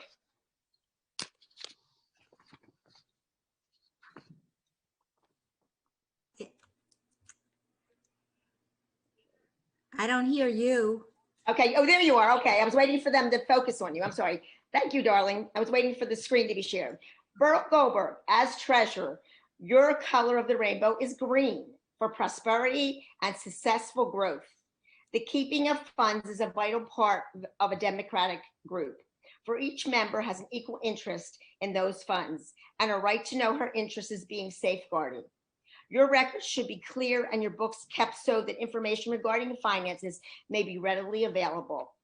As you continue to serve on the Florida Region Executive Committee, we have complete confidence in your ability to fill this obligation. Do you accept these responsibilities? I accept them. Can you please put on your hat? Mona Haas. Oh, no, something's not right. Wait. Oh, Alicia Rudin. I'm sorry. Alicia? I'll find her somewhere. We're having some. Alicia, there you go. Alicia Rudin, as administrative secretary, your color of the rainbow is pink. Pink represents compassion, warmth, thoughtfulness, and love. One of your duties as administrative secretary is to send out cards from a region to acknowledge both sadness and simchas, spreading more compassion and thoughtfulness throughout the Women's League community. It is also your duty to record the proceedings of our meeting, of the meetings. Clear, accurate statements of fact are essential. Well-written minutes will merit the action and interests of the members. We know you'll be faithful in the performance of these duties with all your computer knowledge. I know that. Do you accept these responsibilities? I do. And now you may place on your hat. Mona Haas.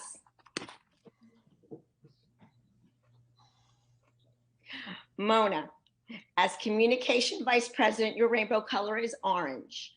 Orange is the color of thoughtfulness, consideration, enthusiasm, and creativity.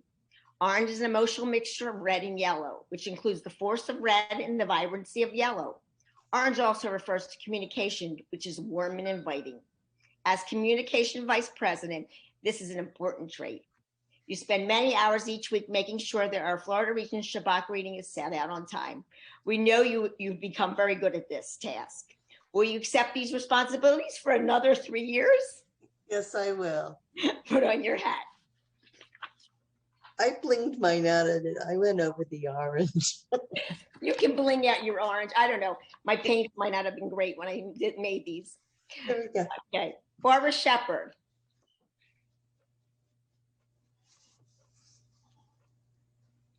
Barbara, your rainbow color is red, the color of warmth, positivity, energy, passion, and action. As sisterhood and as membership and sisterhood support vice president, you and your area directors will keep our sisterhoods up to date and be there to help them problem solve for our sisterhood presidents. Your efforts will harmonize our sisterhood as you work to carry out the aims and objectives of Women's League. Do you accept these responsibilities for the next 3 years? I do. I will. Please put on your hat. Shelley Gross. Yes, Jill. Yes, Shelley. Shelley, your color of the rainbow is blue. Blue is the color of peace, harmony, maturity, rationalism, and high values. As education and programming vice president, these attributes will help you develop and continue our region education programming. We also help our sisterhoods with program ideas and problems. The great experience you bring to this position will be extremely beneficial to Florida Region. Do you accept these responsibilities for the next 3 years? I do. Please put on your hat. Nancy Goldberg. Nancy, your color of the rainbow is yellow. Yellow is the color of the sun, light, optimism, the mind, and intellect. As Torah Fund Vice President, You will have the best job on the board. That's what I think. I love that job. As Torah Fund Vice President, you will have the as Torah Fund Vice President, helping with the attributes of mind and intellect and supporting our 5 schools of education. With the help of your Torah Fund directors, you will continue Florida Region's successful Torah Fund campaigns for the next 3 years. Do you accept these responsibilities? I do. Put on your hat.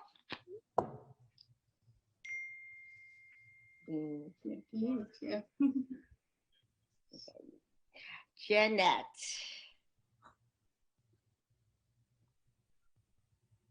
There we go. As president of the fabulous Florida region, your color of the rainbow is purple, and indicative of leadership, administration, thoughtfulness, and love. You have been chosen as a leader of the Florida region for the next 3 years. Becoming president is not just an honor.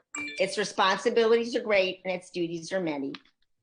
These will come with times of discouragement, times of unrest, times of doubt as to direction. Please continue to call me though. We love to troubleshoot together. And but your executive ability, the ability you possess, together with the loyalty to this organization, will dispel every cloud and bring you to a successful solution of all your problems. Jeanette, our faith in you is unwavering. You've always given your best with each task you undertake. We recognize your courage, vision, determination, and executive ability as you prepare for the next 3 years. To continue with your installation, it is my pleasure to introduce your rabbi and friend, Rabbi Daniel Upton. Thank you, Jill.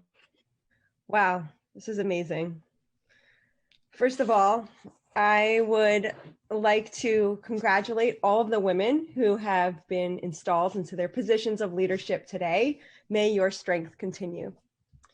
It is my distinct honor to gush about Jeanette as she becomes the esteemed president of this fabulous Florida Region Women's League for Conservative Judaism. Woohoo! I've known Jeanette for nearly 20 years, and we've always had so much to talk about together, reminiscing about Israel, discussing hot topics in Judaism, synagogue life, sisterhood, Women's League, JTS, Torah Fund, Jewish communal issues of the day, and lots of family. Nobody has more energy and dedication and commitment to the conservative movement, to Women's League, and to sisterhood than Jeanette. She walks the walk of Jewish life and leadership. For Jeanette, Judaism isn't just a side project. It is the lifeblood and the values that she shares with her family. She actively showers her love and devotion through, well, we all know, baking, offering moral support, and doing anything asked of her. She'll do anything for her children, for Josh, for Hillary, for Shosh, Eric, and she's all about being Safta to Seth, Sloan, and newborn baby Sammy. Jeanette, you've been my mentor and friend, a shining light in the Jewish community, in all of the Jewish communities where you've made your home over the last number of years, and you've become an inspiration and a voice of reason for so many.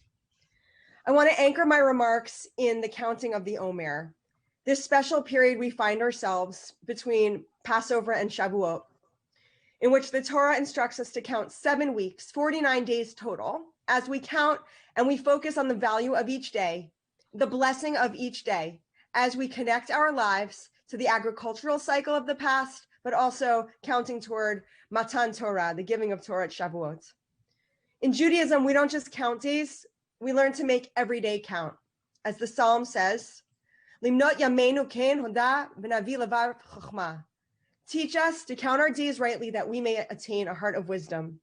Jeanette, you have the rare ability to truly make every day count, to share the blessings of each day, to grow in wisdom, and to share the bounty of life. I know that there are people out there who like to rest, just sit, relax, watch some TV, while away the day. Not Jeanette. Jeanette teaches us to make every day count. Let me count the ways. In her practice as a social worker, helping others to feel better, to have someone to speak to, advocate for them, make their lives easier, particularly with the geriatric community, letting our seniors know that while they're aging, they're not forgotten, that their lives matter, that their concerns matter, that they too can make every day count.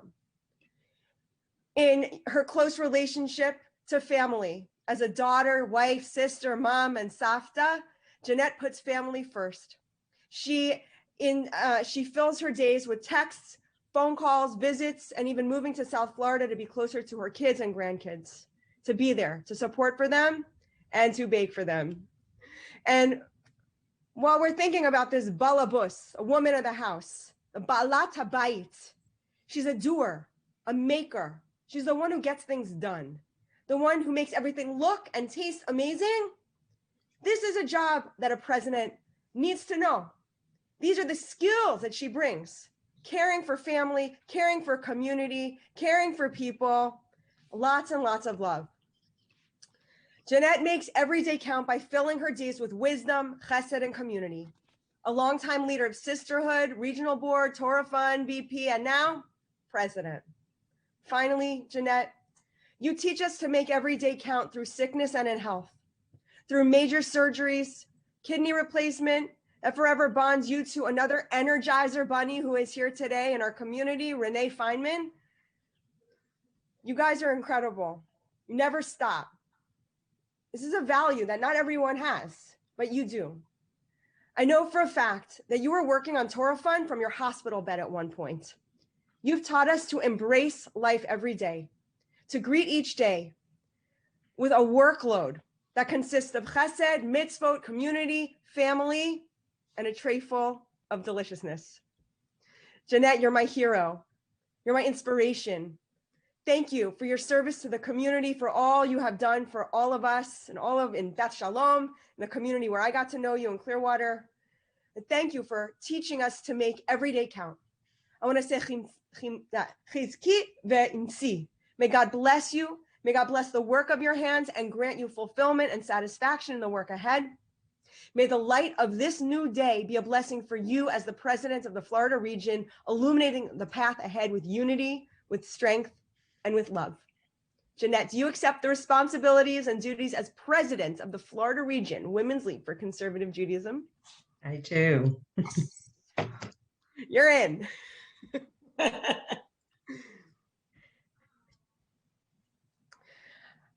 Jill, before we turn it back to you, is it appropriate for us to say together the Shechianu blessing? It's absolutely fine. Okay, so for Jeanette and for everyone who is installed, I'll close my remarks with the Shechianu, but please join me. Baruch atah Adonai, Eloheinu melech haolam, shehechianu v'yamanu v'higyanu lazman hazeh. Amen. Don't go away, Rabbi Danny. I'm going to talk to you later. I thought Debbie was going first. Debbie is. Okay. You need to. Wow, Rabbi. I wish you knew me. It doesn't get any better than that. I think, Jeanette, you should just like leave, get off the stage now, while you're on the high. But that was amazing.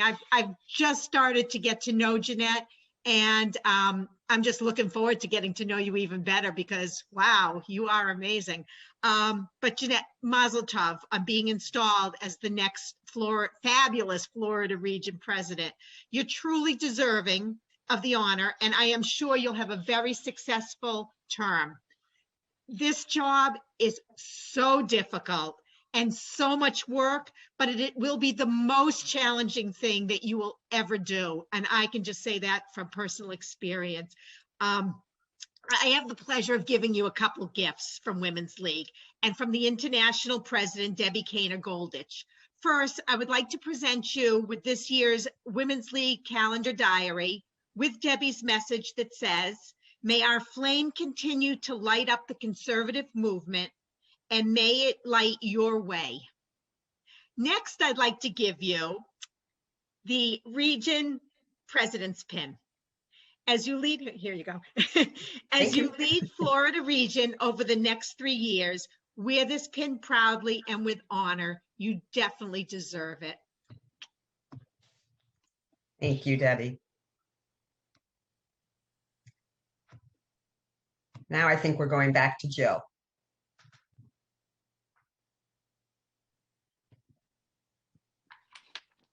Jeanette, please put on your hat now. We got to join the team here. Okay. Fabulous Florida Region board members, may your colors glow bright in the reflection of the efforts of every loyal member in service and mutual helpfulness by the use of the excellent qualities of valor, patience, adventure, confidence, loyalty, tolerance, and love. No matter how small or how large the individual contribution, each droplet adds to the rainbow's color to increase the span of the arc. Each lovely color is necessary to complete the rainbow, and so each of you is needed to complete the masterpiece. You will all assist in creating by the combined efforts during the next 3 years. The pot of gold at the end of the rainbow and the reward of every member of this organization is the knowledge of true service willingly given. Members of Florida Region, I present you your very own sparkling rainbow to guide and inspire your activities for the next 3 years. Your very own rainbow of officers, duly installed. Yay!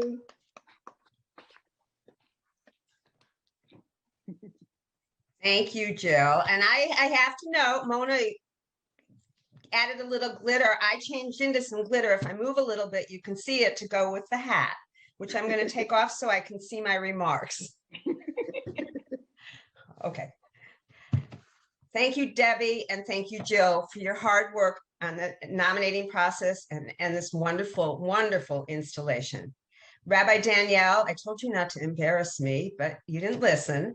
Toda Rabah for honoring me with your presence for this installation. Since we first met 20 years ago, you have always found the right words and actions to inspire me and keep me centered. You unnecessarily worry about me and are there for me through my life's challenges and smachot. I know you will continue to do so through my presidency and far beyond. Thank you from my whole heart and soul. Kathy Swerdlow, you are a tough act to follow. Your leadership, your wisdom, and your calm led us through these challenging times, and you made us better. I'm counting on you to be here to support me, and I welcome your wisdom and insights throughout. And thank you to my sisters of the fabulous Florida region for entrusting me with this opportunity and honor to lead our incredible region of sisterhoods. Mazal Tov to the entire new region board. I look forward to working with each and every one of you as we look beyond this pandemic to the fabulous future of the Florida region. My connection and love for Judaism was instilled in me from birth by a family that lived their Judaism. My mother of blessed memory quietly supported the many projects of her synagogue sisterhoods and on timely community issues, never asking for recognition as she spent countless hours driving us several towns away for Hebrew school and patiently waiting there.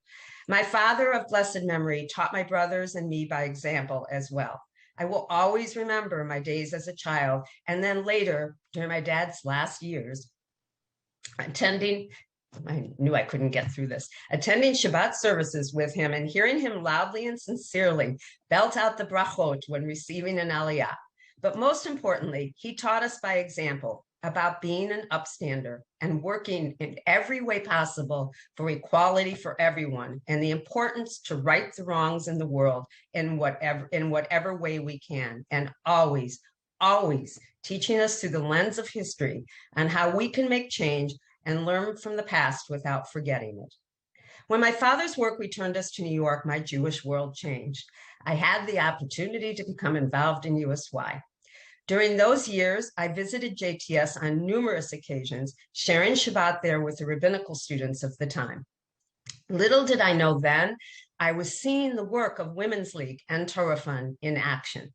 And then when my youngest became so actively involved in USY here in Florida, participated in and staffed Nativ, attended List College at JTS, and staffed many, many USY programs, my commitment and involvement in synagogue, sisterhood, and Women's League was strengthened even more. Nearly every morning I wake up in my new home and I'm able to watch the sunrise, a new dawn. Each morning it offers me a new day of wonderful opportunities. The strength and resilience exhibited by the members of our sisterhood this year has been remarkable and inspiring. B'yachad, together, the members of our sisterhoods in this fabulous Florida region were more creative than ever. In fact, with some of the most remarkable programs and engaging more women than ever before, all on Zoom. As we look forward to a world that heals, I hope that we will keep this momentum going and will continue to challenge ourselves to program creatively and reach out to engage even more women.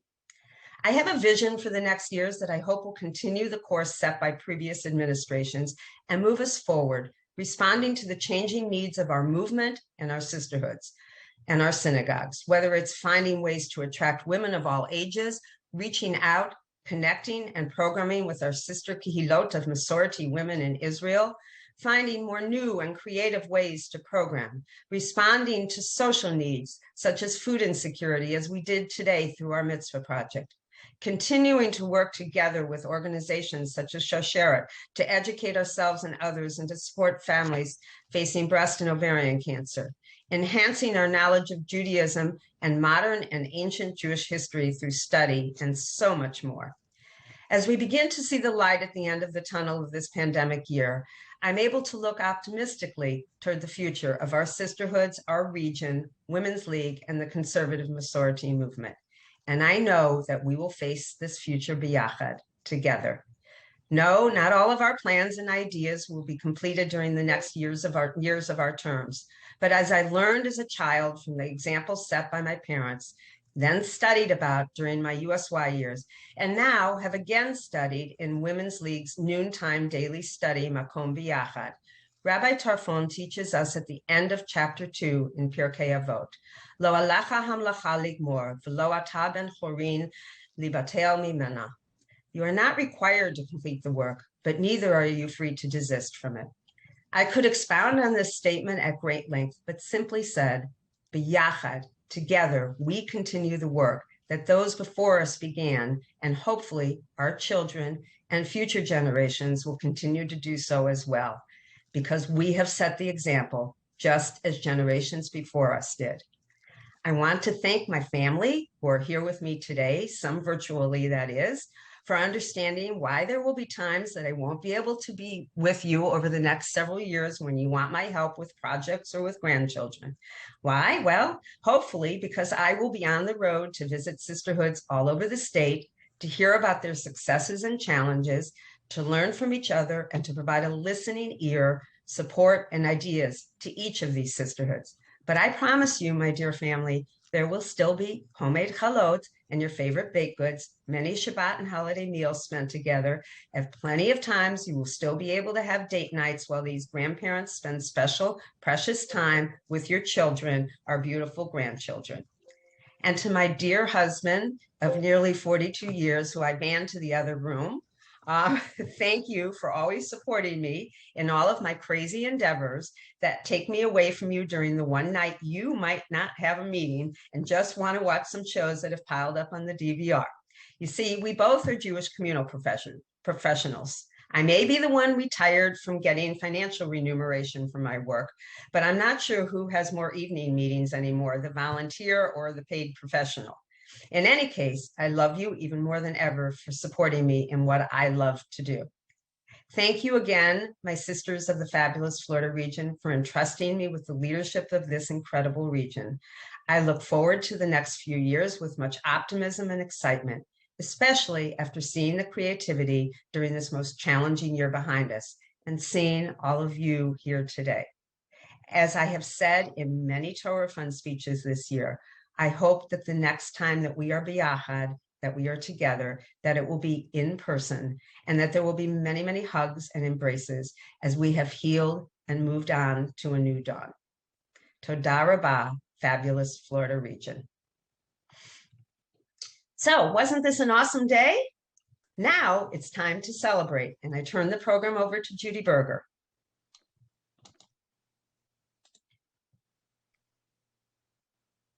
Thank you. All right, thank you very much, Jeanette, and mazel tov to the whole board. Okay, it's my pleasure to introduce the concert. part of it is Cantor Gaston Bogomoni, who we heard from earlier through the Torah Fund presentation, but I'm going to add a few more words about Cantor Gaston. He is the co-editor and co-compiler, along with Cantor Ari Litvak, of Ruach Hadarom, Volume 1, Shabbat, the first ever anthology of congregational synagogue melodies of Latin America. Published by the Cantors Assembly and the Seminario in Argentina. Former song leader at Camp Ramah in New England, music tefillah specialist at the Solomon Schechter Day School of Greater Boston, and music together instructor. He can often be seen meditating with little kids and performing with his Latin Jewish band Malafe Mambo and Ta'am Latino, Jewish Argent tenors, Argent twins, or at the Cantors Assembly conventions. Cantor Gaston is the immediate past president of the New England Board of Cantors, executive council member of the Cantors Assembly, the Cantors Assembly liaison to the National Ramah Commission, and a member of both the board of Shalshelet and the board of the Boston Jewish Music Festival. He loves to travel and to learn from other cultures, enjoys playing tennis, biking, swimming, and walking. He's married to Marcela Gomez Bogomoni and is the proud father of Samuel, Emmanuel, and Oscar. I'm also going to just say a couple of words about the other part of the concert is the South Florida Jewish Chorale, of which my husband and I are a part of. And we have to thank Judy Berger of blessed memory, who we all know in Women's League, or we all knew, and she had insisted that we join this lovely group of people. So I'm going to turn the concert over to Cantor Bogomoni right now. Enjoy. Thank you, Judy. Hello, everyone. So nice to see you all. Can you hear me well? That's good. Can you hear the guitar? Then we can start. So I pick up on the theme of a new dawn and being beyachad and how we can build up together even in spite of what we are living these days. So I pick up some songs that give us a little refrain and and a little chorus to that beautiful name that you just named your conference today. Yad, yad, yad, yad. Yada, yada, yada, yada.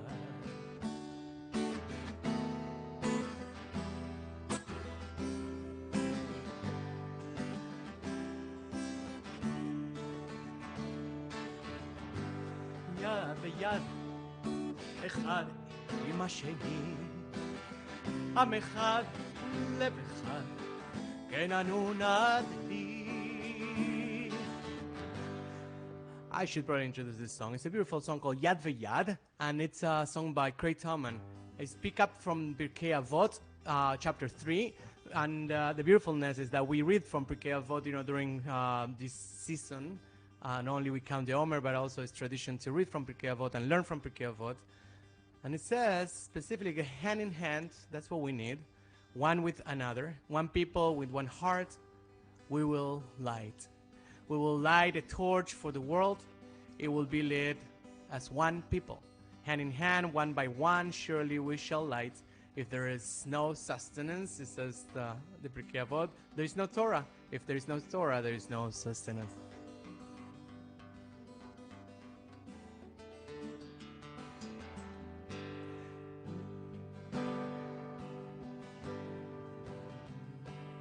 Imen kemach en Torah, Imen Torah en kemach, Imen kemach en Torah, Imen Torah en kemach, Yad v'yad, echad im hasheni. עם אחד, עם לב אחד, כן אנו נדליק המשואה עולם, נדליקה כעם אחד, יד ביד אחד אחד, כן אנו נדליק. It can be you, it can be me, it can be all people all over the world, lending, caring, sharing hand in hand.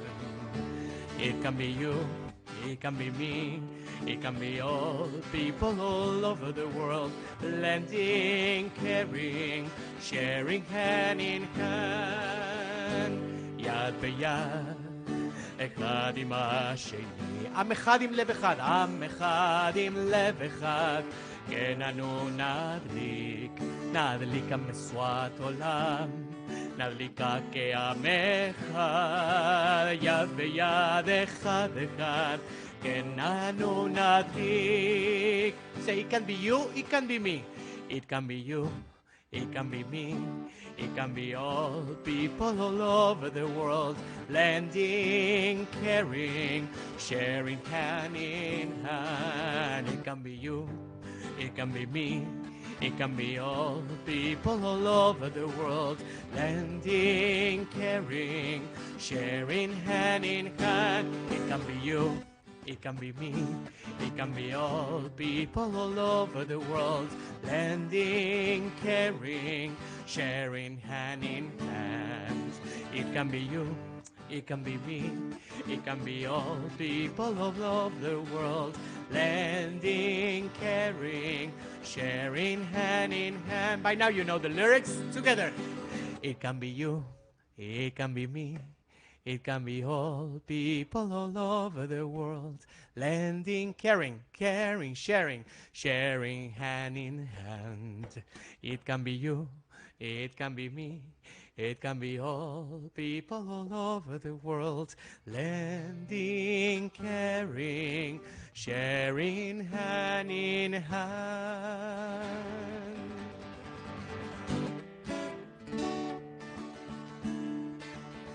So there's a new version that I heard so many years ago about Od Yavo Shalom Aleinu, which you know the Salam version all the time. Here's a different version that makes three different parts. One is Od Yavo Shalom Aleinu. The other part is Sim Shalom Ba'olam, from the prayers.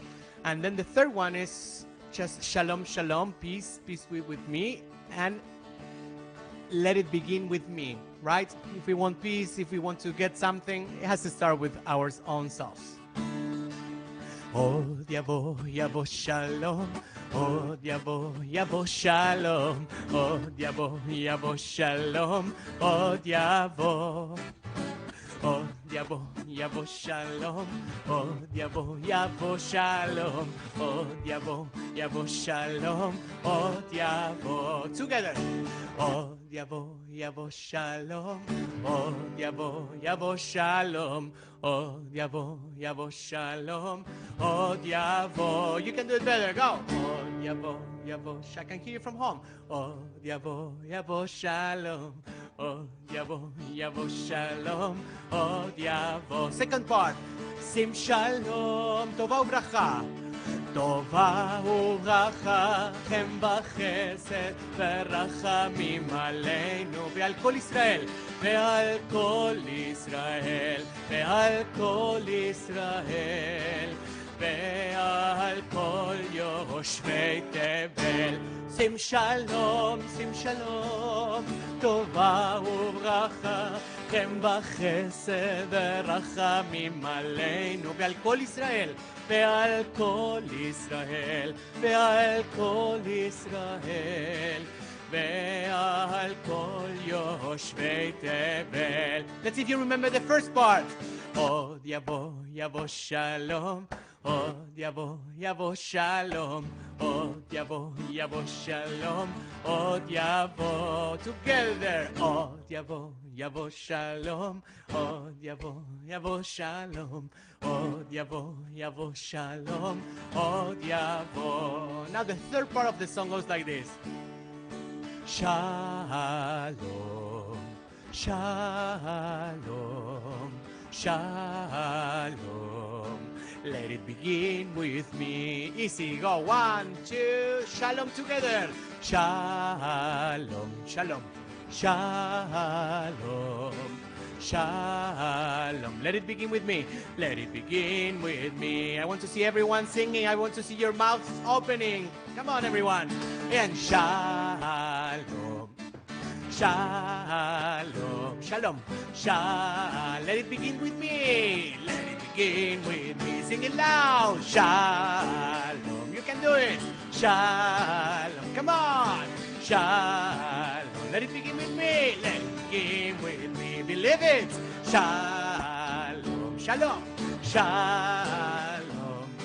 Shalom. Let it begin. Let it begin with me. Odiabo, odiabo, yabo shalom. Odiabo, yabo shalom. Odiabo, yabo shalom. Odiabo, odiabo, yabo shalom. Odiabo, yabo shalom. Odiabo, yabo shalom. Odiabo. Let's shalom, shalom, shalom. Shalom. Let it begin, begin. Yes, open your mics and sing. Shalom. Here you go. Shalom. Shalom. Let it begin with me.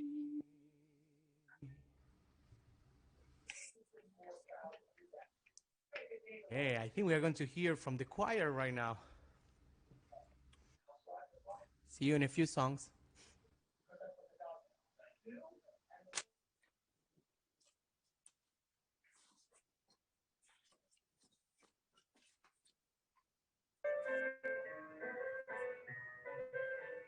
Hello, everyone.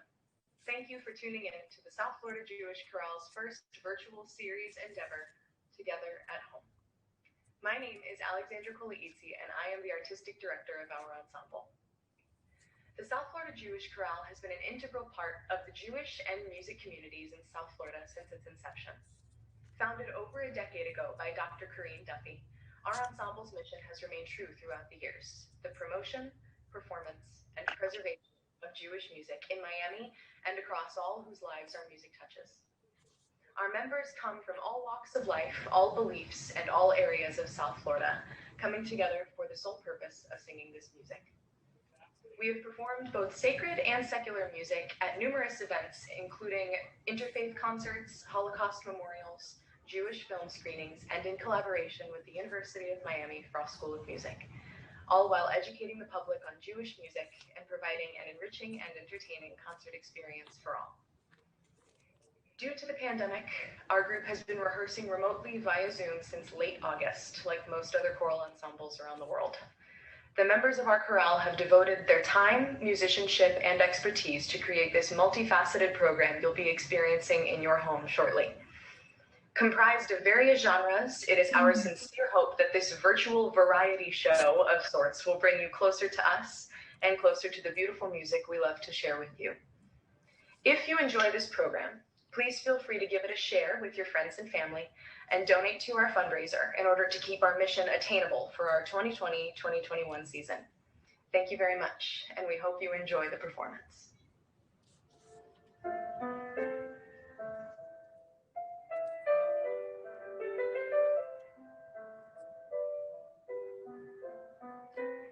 The Oseh Shalom text is a beautiful and commonly known prayer for peace, focusing on the remembrance of those who have passed or those who are currently in need. This setting has a hopeful, almost prayerful opening melody with a contrasting middle section sung with strength and conviction. This was the first piece chosen for this virtual project and is dedicated.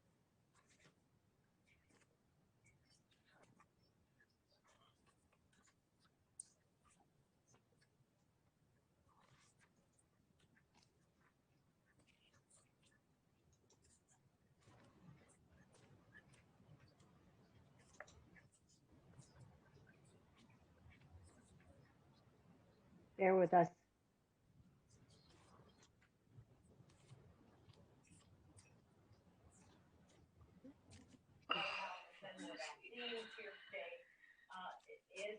Well, I guess we've run into some technical difficulties. bear with us. I'm going to see if I can get it up if Jonathan can't. Okay, thank you very much.